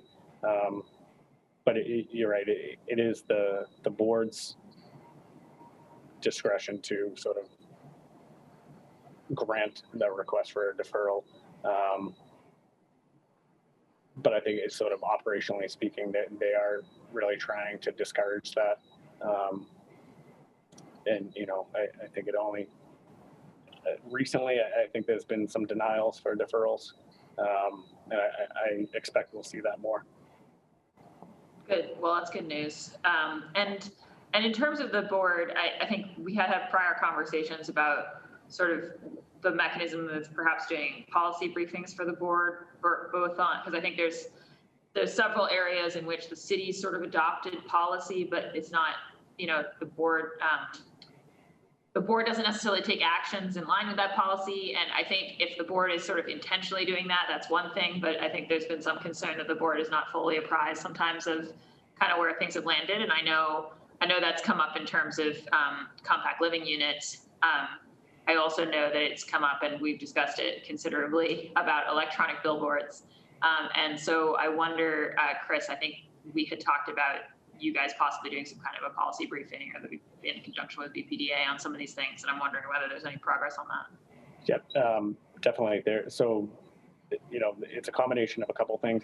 You know, we have 8 board members that have been appointed in the past 12 months or less. So we do have a lot of new faces on the board. And while it is their sort of discretion to hear cases and grant variances, it's our responsibility to make sure we're providing them with as much information sort of about the changes to the zoning code or updates to other city policies, so that they are able to make more informed decisions at the hearing time.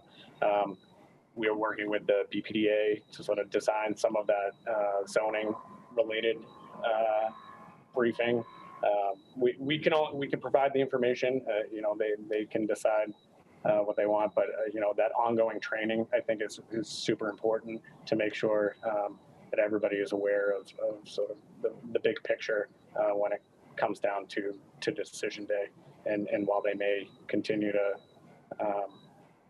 make those decisions in spite of or in light of the information that we provide, I think, you know, ISD's role is really to make sure that they have that information available to them. And any you know, specific topic areas that I think we could improve on, you know, you mentioned a few of them. I think you know, those ongoing trainings we'll continue to do and make sure that they are as up to date as possible with sort of the whole universe of development. Great, thank you. I have 1 or 2 more questions, but I want to go back to my colleagues for whether they have any second round questions. So Councilor Mejia, do you have any second round? No, I don't. Thank you. Great. Thank you so much. And Councilor Edwards? Yes, can you hear me? Yes. I'm going to figure out how to deal with my technical issues, so I'll just stay off camera. Again, thank you so much for the follow-up on all of the matters. I did want to go specifically into, and I know Councilor Flaherty talked at length about rodent control. That has been an issue. in East Boston with increased development. I had heard some of your testimony about working with developers, specifically as they go to build. So I'm curious if there's a conversation about mitigation they do in preparation of the property before they break ground. I don't know if you wanted to increase the amount of rat traps or rodent traps that are happening before they break ground and you're ready to go. And also, I know the dry ice, it was a back and forth. So I'm just, that aside, so that what conversations are you having with developers to make sure that they are held responsible and at least putting out some decent efforts before they break ground and while and during the mitigation as their project is being built? I know that a lot of it doesn't help that many people still don't use trash barrels in their neighborhoods. They just put the bag out there on trash day. So between that and the increased amount of development kind of moving rats around, we are seeing an increase in East Boston. I also wanted to talk about, we had a good back and forth about sober homes. If you recall, we were talking about a new sober home coming in, and one of the issues is, and I learned many of them are not compliant with the short-term rental law, that they rent weekly to some of their tenants or to some of the people who need the support services.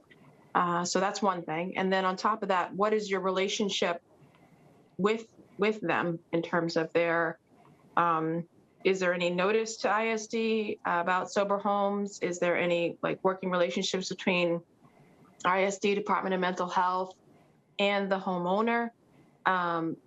This is not to add to the stigma of people who are trying to get healthy. This is more to, because of the stereotype of so many sober homes that have done wrong by people trying to get healthy and have not been the best neighbors. I welcome any nonprofit or any person who wants to help people get well. But there have been, as you know, some, folks with no scruples who have come into neighborhoods and done not the best by those neighborhoods. So if you could speak to sober homes and speak to rodents and developers, what we're doing. And that's it for me, Councilor Bach. I'll take the lead on the rodents. Obviously, it is a problem, and it's been an increased problem, in the past year with, food source basically dying down downtown. They're going to scatter and they're going to look for food sources. But we are currently, working on ways to get developers to step up to the plate more so, and with increased transparency as far as what they're going to do in more detail. We're looking into engineering. We're going to want engineered documentation as far as what they will do now. And they do have professionals, obviously licensed professionals. That is a requirement to break ground here. Licensed professionals will be handling debating. We want more, and we are just currently right now in discussions with to achieve this goal.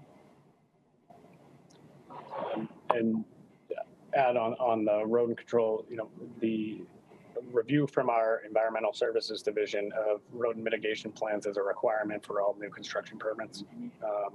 So there is a review that happens before we issue the permit, and then sort of the response in an ongoing basis with inspections and sort of adjustments to those rodent mitigation plans as activity changes or we see different impacts that may not have been contemplated sort of on initial submission. As far as sober homes go, it's a complicated situation. You bring up a great point, Councilor Edwards, about short-term rentals, and for all of our back and forth in our policy development work over the past few years, I don't think any of us really contemplated sort of that intersection between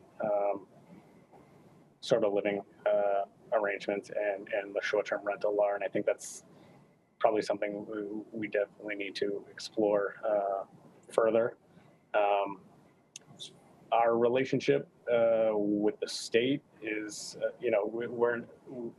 we're not notified of when a sober home is opened. I think the state regulations and the federal regulations on them do present some challenges, sort of with identifying and locating. I mean, these are residential operations, whether it's a sober home or a regular living situation. So we enforce the housing, the sanitary code and the building code. As far as the licensing side of things, there is a voluntary licensing process at the state, but it's sort of not a mandated license requirement, and I think that has much to do with fair housing law and ADA requirements. So it's definitely a complex situation that I think involves some further consideration. Thank you. Thank you, Councilor. Great, thank you so much, Councilor Edwards. And for me, sorry, let me just pull this up here.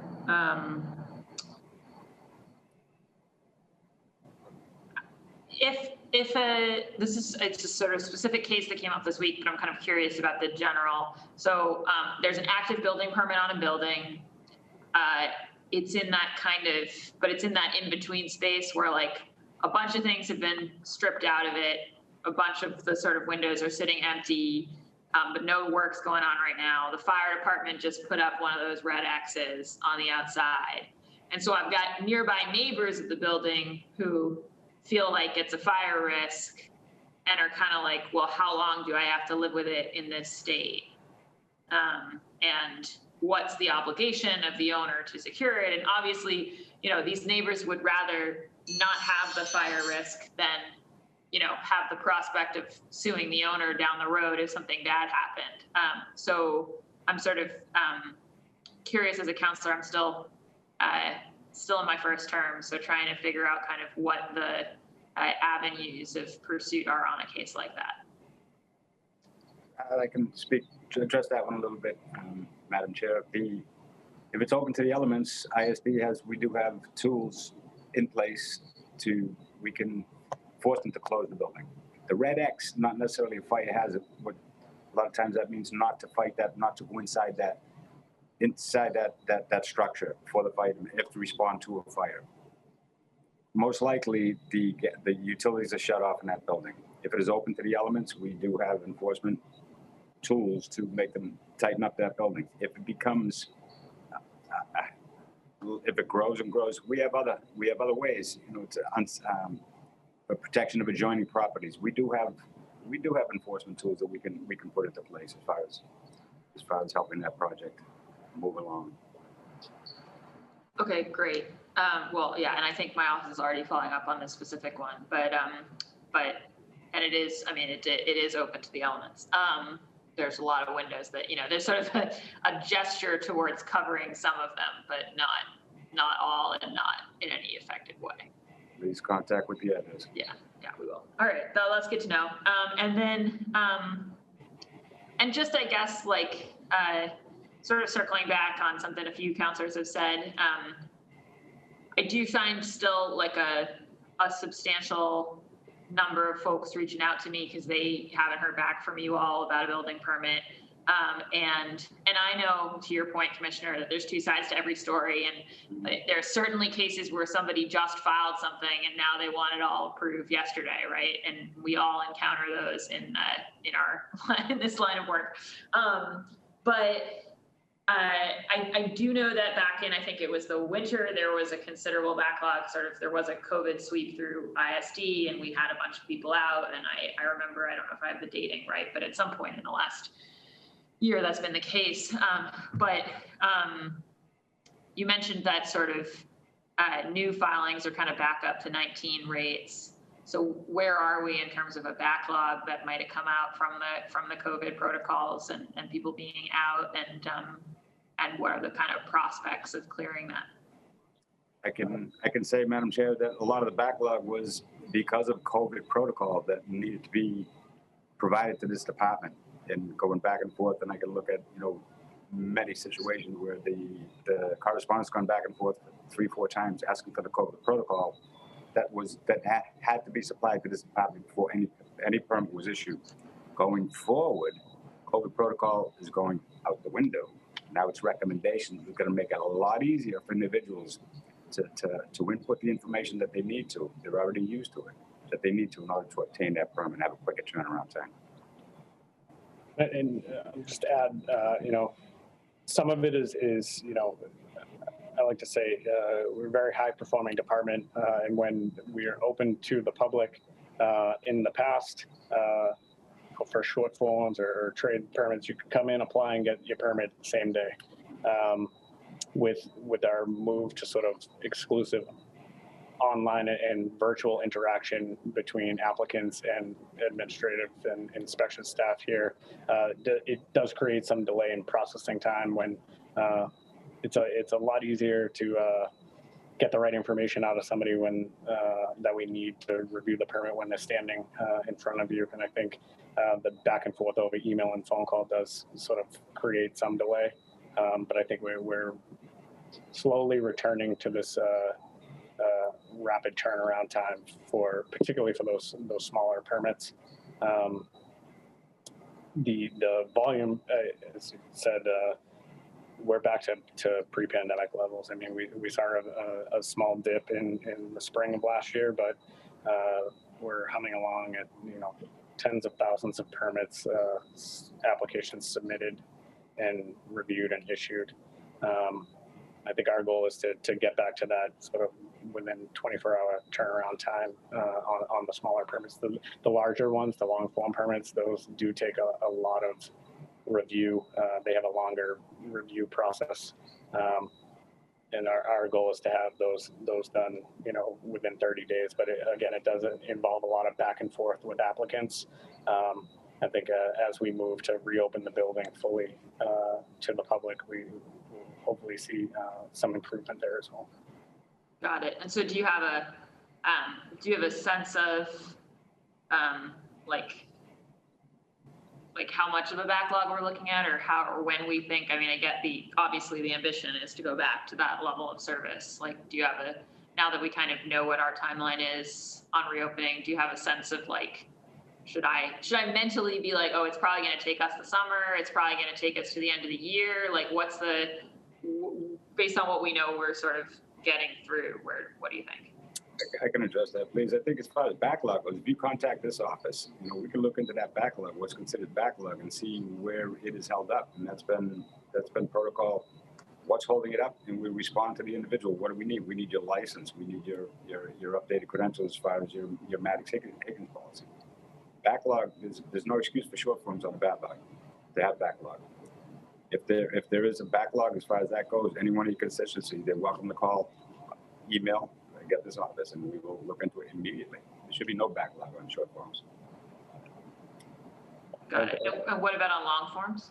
Long forms are a different story because a lot of times it's a much more complicated process, obviously, and there could be the backlog. Once again, it's probably a matter of communication back and forth and lack of documentation provided to the department. Yeah, the documentation for long forms is much more complicated than what we need for short form. And the reviews are much more in-depth and detailed. It's a full zoning code review, a building code review, a fire code review. So that does take time. I mean, we're talking large plan sets. This is new construction or major alterations. And I wouldn't say a backlog as far as sort of a delay in reviewing, but it's sort of that back and forth with applicants to make sure we have the right information and what we're looking for. Some of our document submission checklists for those long form permits, it's impacted by location, type of work, and occupancy or intended occupancy.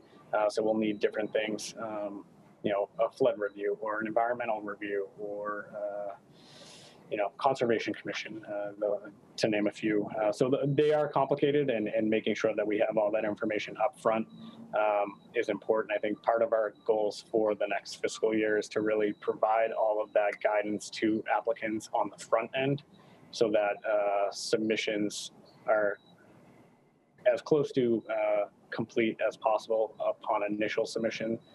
So we don't have to do a lot of that back and forth. Can you send us this document? Can you upload this? I think we want to make sure that we're providing that information on the front end to help people through and make sure that they are aware of what our documentation is, requirements are. You know, a complete submission, it's great. We can turn that around pretty quickly, but it does, you know, that sort of back and forth and trying to find everything does take some time. So, you know, public awareness and education is one of our overall goals for the next fiscal year, and certainly ways to improve that and information that we should be providing to that we're open to working with the council to make sure we're getting that out there in the most appropriate format possible. Yes. Yeah, no, it seems like as part of, and obviously, like we've all discussed, ISD's made leaps and bounds here, right? But like the more things are electronic, the more people are able to check their own status. I do feel like there's frequently situations where people are like, to your point, like what's holding it up? And then you go and ask and it's like, oh, well, you need to provide this documentation that you haven't provided. But I wouldn't say it's always the case that lack has been clearly communicated to the applicant. And as a counselor, I would just like to say that I would rather not be a necessary piece of that communication. So yeah, I think it's great to hear, and yeah, and appreciate Commissioner, the sort of like the sense of like short forms, like those should be pretty automatic. Like you should. Yes, they should. Yeah, good to know. And hopefully we will, as you say, be back there pretty shortly. Okay, I think. I guess just if you could give, just as we conclude, just one more sort of quick update on, did all of the new investments that the council funded last year come to fruition in terms of like actually hiring and actually, right? Because that's always the question for us is like, are the things that we sort of fund, like then do we get around to them? And last year was a weird year, right, with COVID. So did those things all happen? And what feel like since as several counselors have mentioned, you guys are sort of level staffed, you know, what feels like the key additional things that are coming in this year's budget to help ISD operate? It's really more of a kind of summary for the public watching at home to understand. Kelly. Yeah, I can kick that off and please jump in. So in terms of what was funded last year, we were funded for 5 new positions, 2 health inspectors, 2 head clerks for our ZBA operations, as well as paralegal. We are, let me get the details of this correct. We have hired and will be onboarding one of the head clerks, and the other is listed for the ZBA. So we are well into the process for both of those, and we'll be staffing up. The hiring freeze and COVID-related delays are why we are later into the fiscal year for these hirings. And then the paralegal also has a start date. So those are all moving, and we're excited to have those staffed up. I think a lot of the questions around how we continue the virtual experience for those hearings, provide the educational support to constituents going through the ZBA process, having that additional staff on hand will help us to be able to provide that. And then on the health side, we have one offer that is extended and another one that is currently posted. We've also had a lot of internal promotions and movement within the department. So in addition to those positions with health, we've seen some promotions into our assistant commissioner position there and other hiring related to that. Other items that were funded outside of our budget, we do deep collaboration with Do It. So we have funding in the form of support and resources from them for our the e-plans project, which was a few years back. We're pushing that forward. Also support for mobility. And then going into next year, we have support from them for continued efforts to improve our content on boston.gov, That speaks to our educational efforts and instructional efforts, as well as support from them to continue bringing additional applications online. So we're strongly resourced in that area as well. Great. Anything? So a lot of these people are actually going to come online this summer. Correct. Right. Okay. So we look forward, as you do, to the transformed workflow as a result. Commissioner Chief Irish, anything you want to add? I think I've come to the end of my questions, and I don't believe we have anyone signed up for public testimony, so I think we're close to the end here. All good here, Madam Chair, but thank you very much for welcoming. Thank you very much for the introduction. Yeah, same here. Thank you for a robust hearing, a lot of good questions and good suggestions that we will certainly process and get back to you on. And you all will find that there's been a lot of new activity with respect to the Boston Celtics that you all can catch up with after the hearing. Excellent. Yes, absolutely. Well, thank you.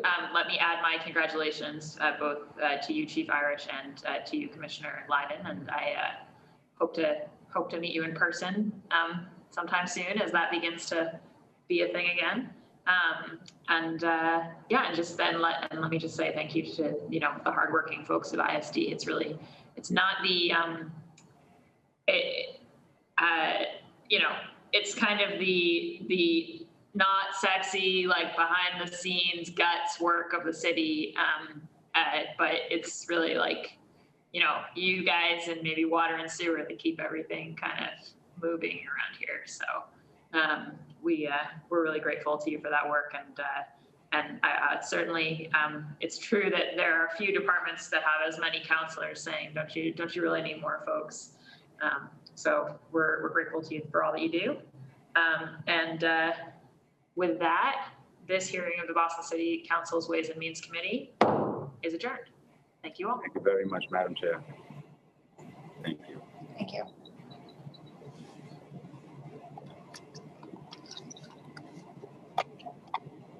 Oh, you're so handsome.